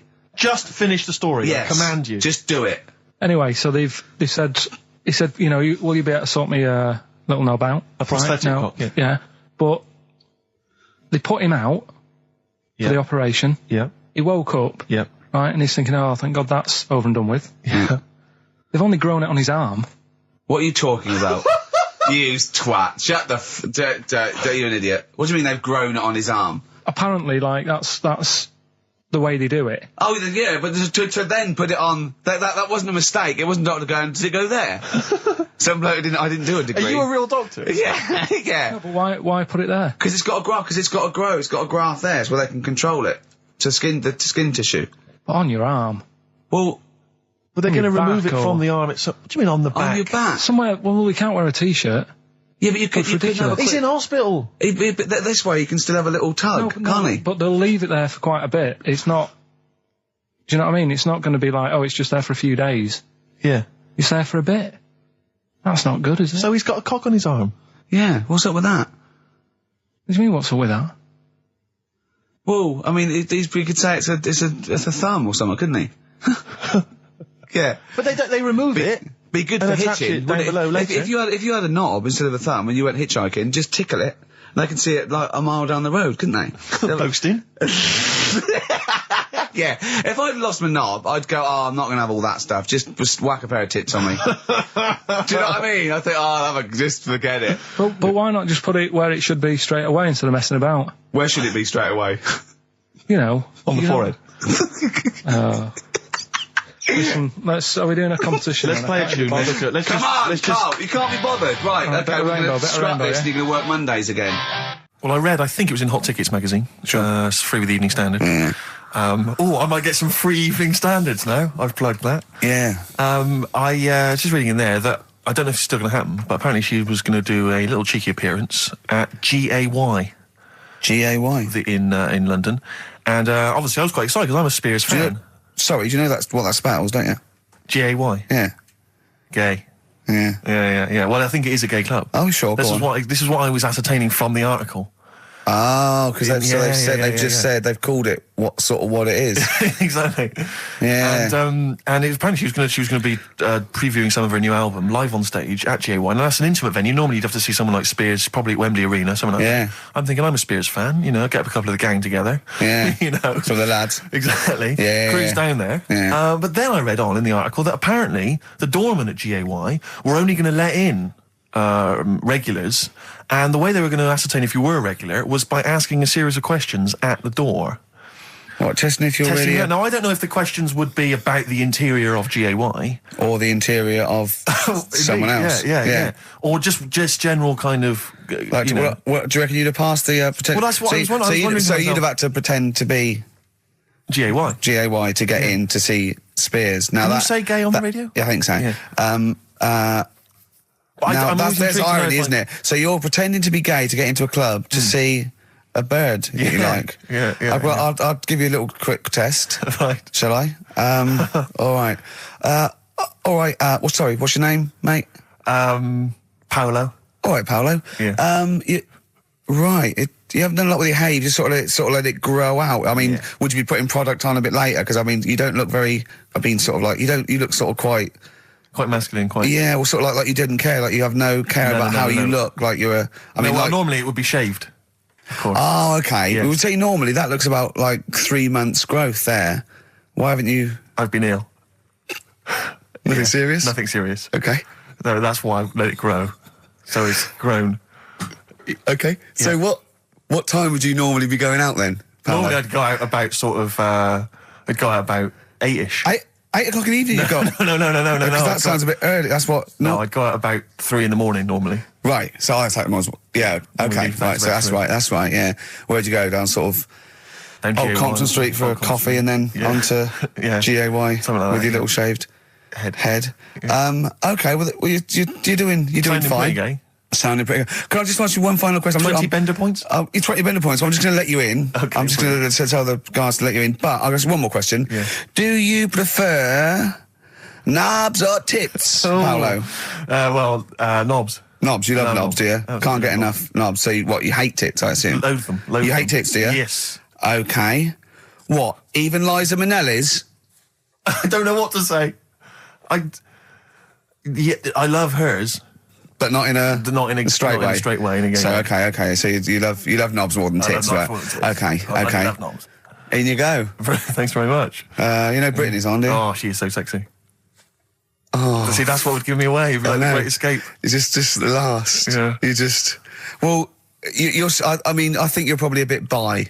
Right. Yeah, okay. but I mean, going anyway. Thanks very much. Okay, the drinks are quite expensive. Oh, I thought so. Pop your shirt off, will you? Hey, Outcast on XFM 104.9. I'm Ricky Gervais, Steve Merchant, Karl Pilkington. You all right, Karl? Yeah, not bad. Yeah. Just when you were talking just now about like the gay stuff. Yeah. Right. I don't know if you saw the thing the other week about the fella who's on that quiz show. Oh. Sort of. Oh, right. Okay. Gay fella, straight, sort of man, woman. What are you talking about? Tell me what did you see? Tell me what you saw.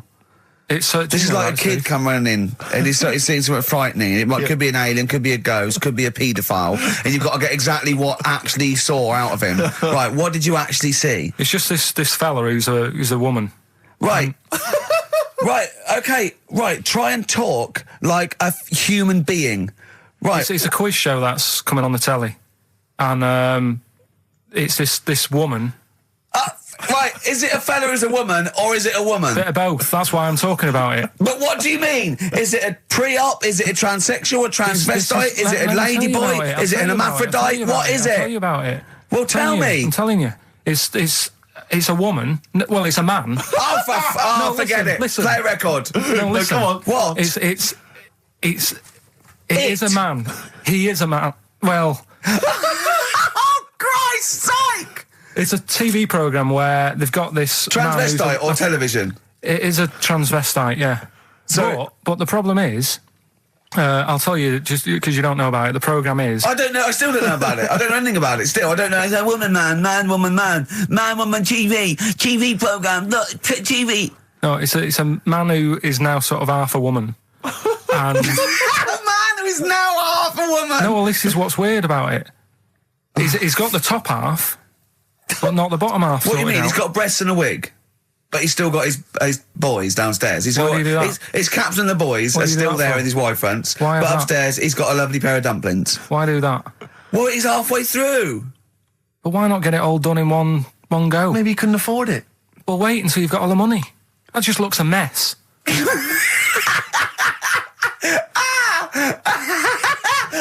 And who's he pleasing there?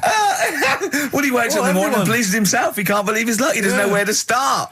No, but what I don't understand, I mean, I don't want to see him... Well, could I just finish that sentence? What you don't understand is just about everything. Yeah. Right, what... I find it weird, right? I sort of get... I understand the gay thing, right? But... Do you? What do you mean? Well, I know... Well, tell me the gay thing. Explain the gay thing. I just know if you're a fella, you like men. I don't know much more than that. What do you mean you don't know? But what I mean is, with a transvestite, what's going on there? What do they want? A transvestite is a cross-dresser. See, I don't get that either. Because... You mean a transsexual? That's a man who likes to dress in women's clothing. It's not necessarily... They're not necessarily gay. They're not gay. They're often not gay. They just happen to like wearing women's clothes, aren't you? But then why not wear women's clothes that could be seen as a bloke's... Like Suzanne wears jeans. No, but they... Yeah, just but that's buy the women's thing. jeans. But that's their problem, is it? They like being seen as a woman. They like being seen as a woman. It's not just that it's more comfortable, or they'd wear a kilt. They like being seen as a woman. They feel more comfortable. All right, and what's the deal with this fella who's got... We don't know who this fella is. No, we don't know this man who's half a woman. He's called Miriam. Oh, that's helps. yeah. Brilliant. I love this scientific basis. No, I so think... all he's done, he's had the tits done, he's probably had the hormones, probably lived as a woman for a while. The last step, because you can probably reverse the breasts anyway, because they're probably implants and hormonal things, and whereas you chop your knob and boys off, that's... you come back the next day and go, so I didn't mean that. I wanted my ears pierced. It's a bit more of a bigger operation to put them back. So doctors are probably making sure that he's just absolutely... if you've had the top half done, you're not going to go back on what you've said. But no, what's the top half being done? I could get you breast implants, give you a bit of hormonal treatment. Now that would be a great idea for next week. and you could reverse it. What you can't do is grow a knob back. Well, you can. Last week we were talking about growing one on your arm. Yeah. We've done that. We can, so that is possible. But the thing is, the truth of it is, I think I do know about this story. I think it was a television programme called There's Something About Miriam. The conceit of which was that this pre-op transsexual... So I guessed that right, yeah. Was masquerading as a woman. Right. And various blokes... who didn't realise that this was a man, had to I've heard try about and this. seduce her. And when they found out that it was actually a bloke, and a lot of them had kissed her, they refused to let it be shown. I agree, though. That's just terrible. Yeah. That's deceit. But I mean, that's awful. I hated that. Who's the biggest, most professional person in radio? It's probably Terry Wogan, isn't it? And it was you that said you can't tell what the sentence he's saying because he keeps coming up at the end before. But he never. After. There's never any punctuation. Yeah. So he'll just segue from one point to the next. So he'll be like, going on my holidays. Friday. We're having a lovely time, says Mrs. Dorothy Sheehan of Westminster. I'm thinking of going to Greece. And it's halfway. So he's got his knobs, but he's still got the tits. Exactly. Yeah. Typical. Oh, hello, Paolo. Do you want to come into my club to see? Yeah, I'd love to go. Britney Spears, I'm a massive fan. Yeah, well, it doesn't start for a while. It's it's only about 8 o'clock, and you're not going out for hours yet. No. 8 or 7. But might as well watch a bit of telly. We've got FA Cup final. Ooh. Oh, yeah. That's a good one, isn't it? Or we've got the Eurovision Song Contest. What do you want to watch, Paolo? Oh, blimey. Well, I love all the camp and lame of the Eurovision Song Contest. Yeah. But is that David Beckham playing? Because I love him. His hair and his legs. See what you've done. You see? So you will watch the football, but you'll be mainly looking at the legs and the tight joints. So while Beckham's knocking them in, You'll be exactly knocking one. Right. Let's. Do you know? Remember, I never really looked, but when you see old clips of, say, early '80s footballers, the shorts are much tighter. Aren't they? I think. I mean, I don't know. I don't really know. I don't know. wasn't really looking. I remember Carl was saying when he went and there was two strippers, a bloke and a woman, and they whipped off their clothes at the same time, and you looked straight at the boys. Yeah, everybody would. You would have done. Right. You do. You do. You look at his doo-doo. What do you mean? You look at his doo-doo. No, What? I'm just saying. If you were there, you would have done the same. Two people on the stage. Yeah. Woman and a man. Yeah. They were getting the clothes off. Yeah. Right? The fella took his pants off the same time as the girl took her knickers off. Yeah. Right. All I'm saying is it's human nature to have a quick look, have a quick glance, see what's going on. See what's going on. And then I wanted to look at the woman, but she put her knickers back on quick. She didn't live opposite from you, did she? But just to return briefly to the shorts question. It's only because in the 30s and 40s they were huge shorts, weren't Yeah. they? I mean, genuinely massive. Like huge. A small child could wear them as trousers. They were. I think so that's to do baggy. with comfort and decency, though, isn't it? And then, but by the sort of 80s, there was barely any shorts there. I think that was fashion. But it's weird that you feel like at some point someone's gone, guys. I mean, They've good gone game too today, small. but this is ludicrous. But that's what happened, isn't it? Because things get bigger and bigger and bigger, and then they get smaller and smaller and smaller. Yeah. And fashion's like flares, drain pipes. Yeah. Heels, flat. Yeah. Tall hats, flat hats. What do Yeah. you make of the miniskirt? Long hair, skinhead. Miniskirt. Again, I don't know. I'm sure there's been 10 resurgences of miniskirts since 65, whatever it was. Yeah. It's fashion. So the short. You know what? Do you know what I think, Steve? I think the shorts will get smaller again before we die. I think we'll see one more tight little packet of Premiership footballers running round with their offal squeezed like the last chicken in a butcher's window. Almost protruding. Wrapped up, yeah. Yeah, Well, definitely. imagine if they just wore cling film shorts so you could see what was happening there, Carl. Where would you look then? Because you like football, don't you? We're doing Rockbusters. I suppose so. Go on then. Knob body has been that lucky before. Brilliant, all right. Okay. Or you've got get a lobe of this court case. Right, okay. Not bad, I'm going interesting. for knob body. It's been that lucky before.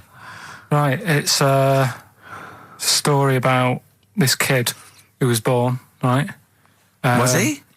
Yeah, he was popped out, and the dad and the mum saw the baby, and it was like, oh, that's a good-looking little kid. Sure. And they were proud and that. And then... like they're surprised that it's a good-looking little kid. It's theirs. Yeah. Like it could have been a frog, and they'd have gone, "Oh, he's got your eyes." And then the doctor goes, yeah, it is, but look at that. What? He said, it's a boy and hasn't got a knob. I love the doctor saying that. I love this GP. Right. Oh, this midwife saying that. Oh, I love little boy. Yeah, but no knob, baby. Mr. and Mrs. I mean, think. Right.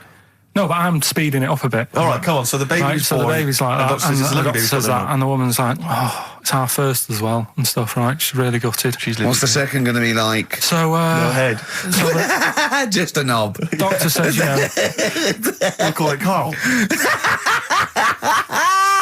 All right, go on. Right, go on. so the doctor says, well, I'll leave it with you for a bit, get used to the idea, right? As opposed to throwing it away. So he wanders off. Yeah. He comes back with a smile on his face, right? Found the knob.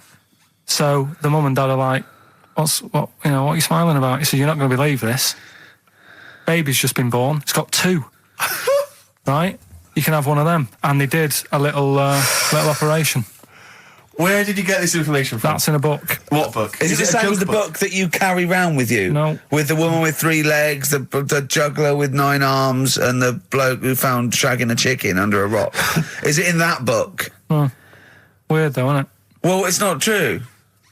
It is true. What, in the same hospital, there was a baby born without a knob. Luckily, Carl. It happened. You swear to God you're not making The it up. doctor making came up, back honest to God. smiling because you won't believe it. There's a baby there with an excess of a knob. It happened, honestly. I'm not, all these things are not made up, the educating stuff. That's why I do it, innit? Teaching you stuff, always teaching you stuff. Fair enough. All right, if anyone can confirm the baby with no knob, they're going to the baby with confirm it two, because they're going to go to the same dubious website that Carl got it from. I always try to be level-headed and reasonable in these situations. And it's always Guatemala or Mexico. Rodriguez was born without a knob. Luckily, baby next door was one 2 knobs. What a load of shite. Play a record. There's still more to come. Oh, I'm looking forward to it. Was it Nelly? Nelly dead. It nearly died. It nearly died. Bones, Radiohead off the Benz album. I mean, might be my favourite album of all time. You said it before, yeah. I can't say I've ever really got into it. I remember when it came out, it was just so ubiquitous everywhere. I never really bothered listening to it. I can still listen to it every day. I mean, that might be sad, I don't know. But it's a fantastic album. Yeah.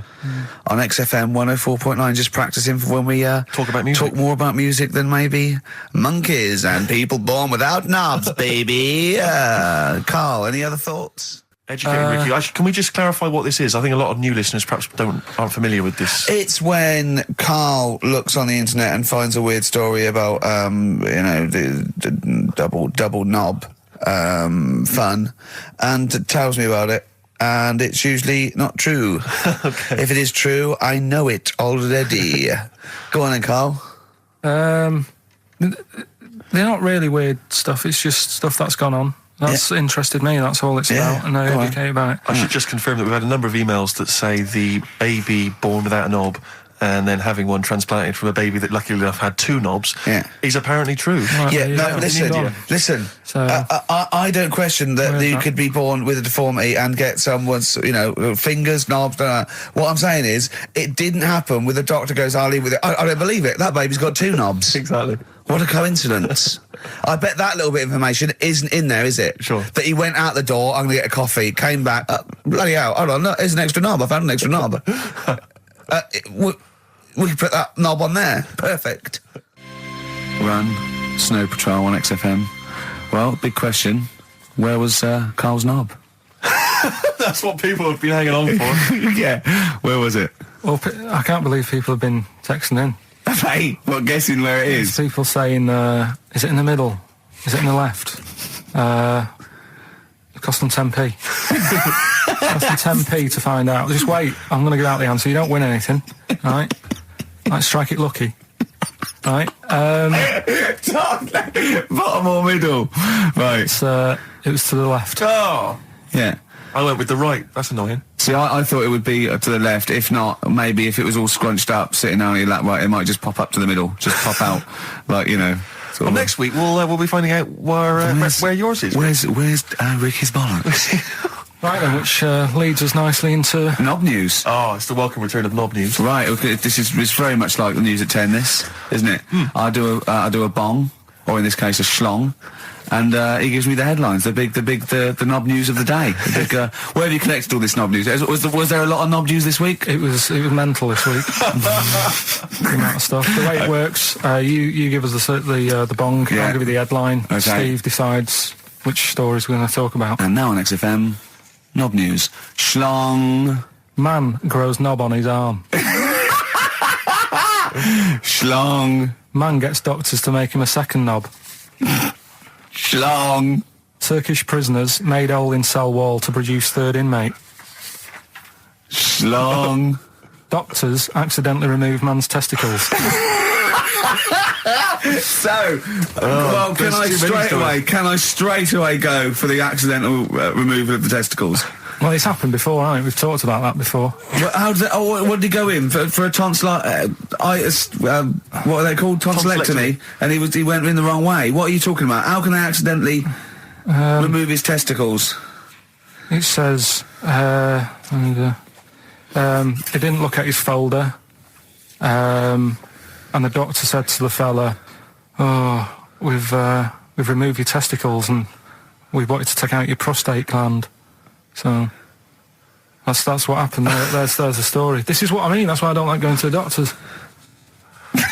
Yes. It happens, doesn't it? Because all these sort of it's when they say things like, "Oh, it's just we do loads of these operations." That's when they're not concentrating. Brilliant. Do you know what I mean? When they say it's procedure, that's like having a boring job that you do every day when you're not going to be concentrating. I prefer them to go, "This is a tricky one, this." what you mean. I thought I do know what you mean. People, you watch TV programmes about, like, you know, removing someone's second head or whatever, and there's like the best surgeons from all over the world. It's televised. They can't make a mistake. They can't go, we took his legs off by mistake. Whereas the fella who's having a prostate's like, oh, do you want to do it? I'm sick of doing them. Yeah. And they're probably doing a crossword whilst writing it. Of course they are. I've seen that actually in operating theatres. They're doing a crossword. That's what I mean.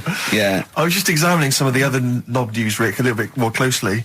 Man gets doctors to make him a second penis. I'm sure we're all interested to know what happened there. Yeah.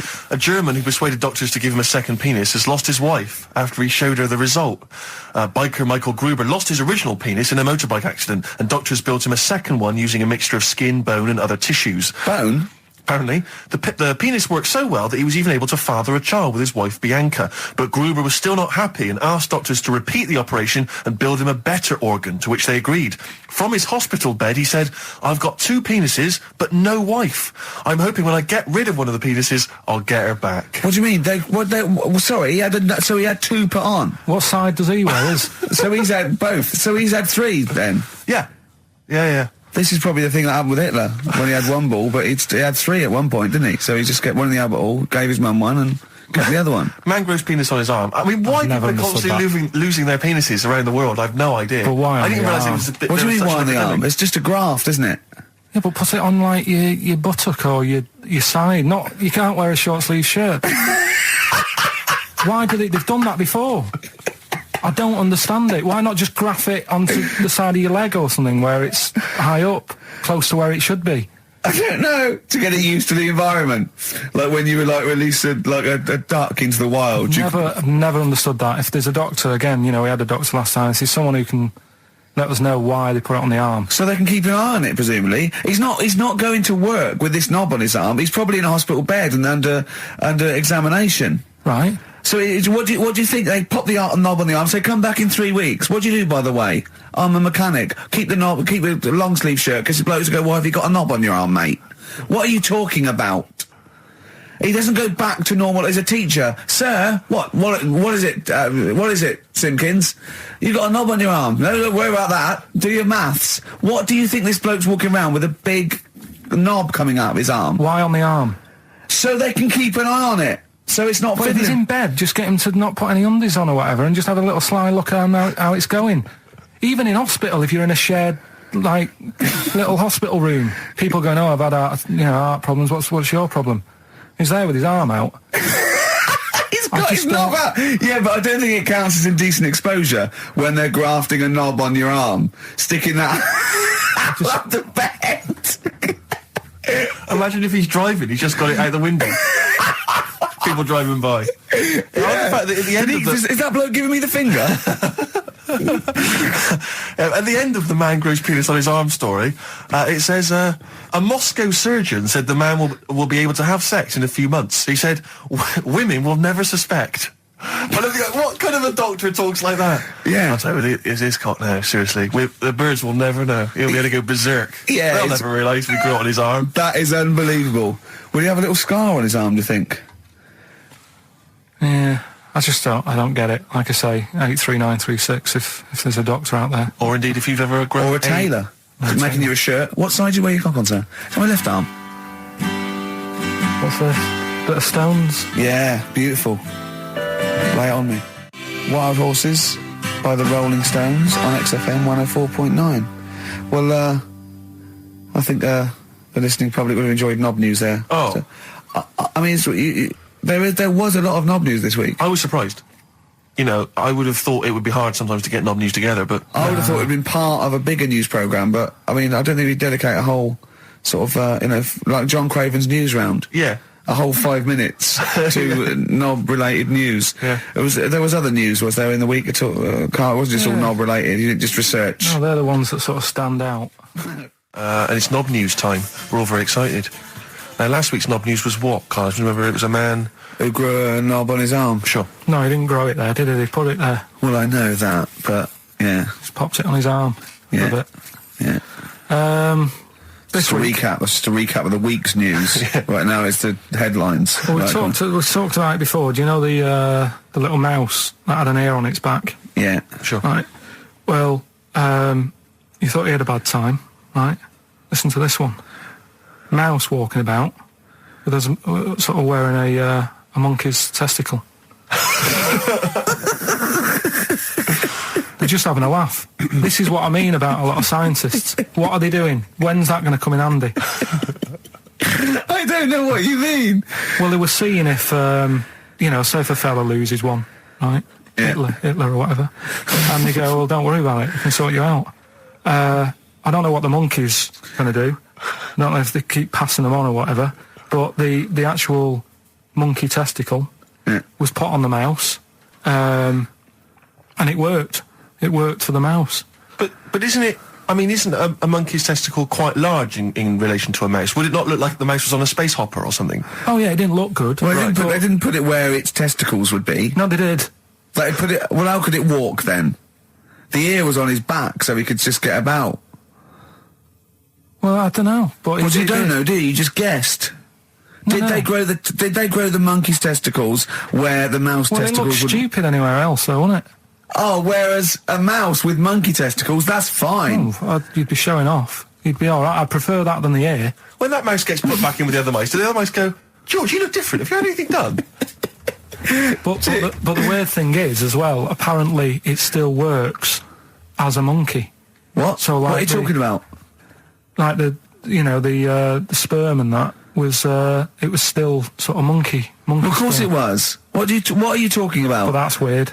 But what, Carl? What do you? It's only a thing to give it nutrients. That's all the thing they're testing. It's like grafting at that level. Right. What's your question? Because I'm right. What do you think? It would change eventually. It would have changed into a mouse testicle because it had been hanging around a mouse for so long. No, I thought the actual sperm of it though would be a mouse's. Why? Because it's hanging off a mouse. No, but your sperm is actually created in the testicles. So that's why it has to be outside your body. Otherwise, we put them in a nice little cage. But I'm guessing then that they've done this operation so that they can do it to humans. Yeah. Why would I want a monkey testicle if my kids are going to be monkeys? What use is it? No, think. That's no. That's going to happen anyway, Carl. Yeah, but think. Think of what you're saying. They've grown a monkey testicle on a mouse to see if it would still function as a monkey's testicle, okay? So they can do that to humans. So think, Carl, what they'd do is they'd grow a human testicle on a mouse and it could still be used as a human testicle. So what? To give you a testicle that you've lost. From a mouse? No, from another person who it was kept alive on a mouse. Because it's kept the nutrients alive, as opposed to keeping it in a deep freeze. Maybe bollocks go off after a week. I don't know. Maybe they get accidents. He had a little a card. Do you donate your testicles? Yeah, I'll tell you what. No one needs testicles yet. Let's keep them on a mouse. You have yours ripped off in some sort of bizarre skiing accident. You go, well, you're in a Battersea Dog Town. You pick the ones you want. They can grow them on anything. They can grow them on a Dachshund. Bulldogs are growing them usually, that's where you see a bulldog. Usually that's waiting for an operator. What don't you understand, Carl? Hang on a minute. I thought this was knob news, not testicle time. I don't understand why. Yeah, this testicle time's not for another 10 minutes. Yeah. No, it's all sort of linked and that, though, isn't it? Well, sometimes it's linked to a mouse. But what do you think about, like, I don't know, testing stuff out like that? Is it worth it? Could you not just go straight from... But listen, Carl, I'm getting this information from you. No, if this was on Question Time and someone said there were, Dimbleby and Paxman or whatever said it, I'd think about it as a moral dilemma. You've just said you saw a mouse with a monkey testicle. What do you think of that? I don't think any of it. I don't think anything of it is the answer, Carl, because I can't trust the info. I cannot trust anything that comes out of your mouth.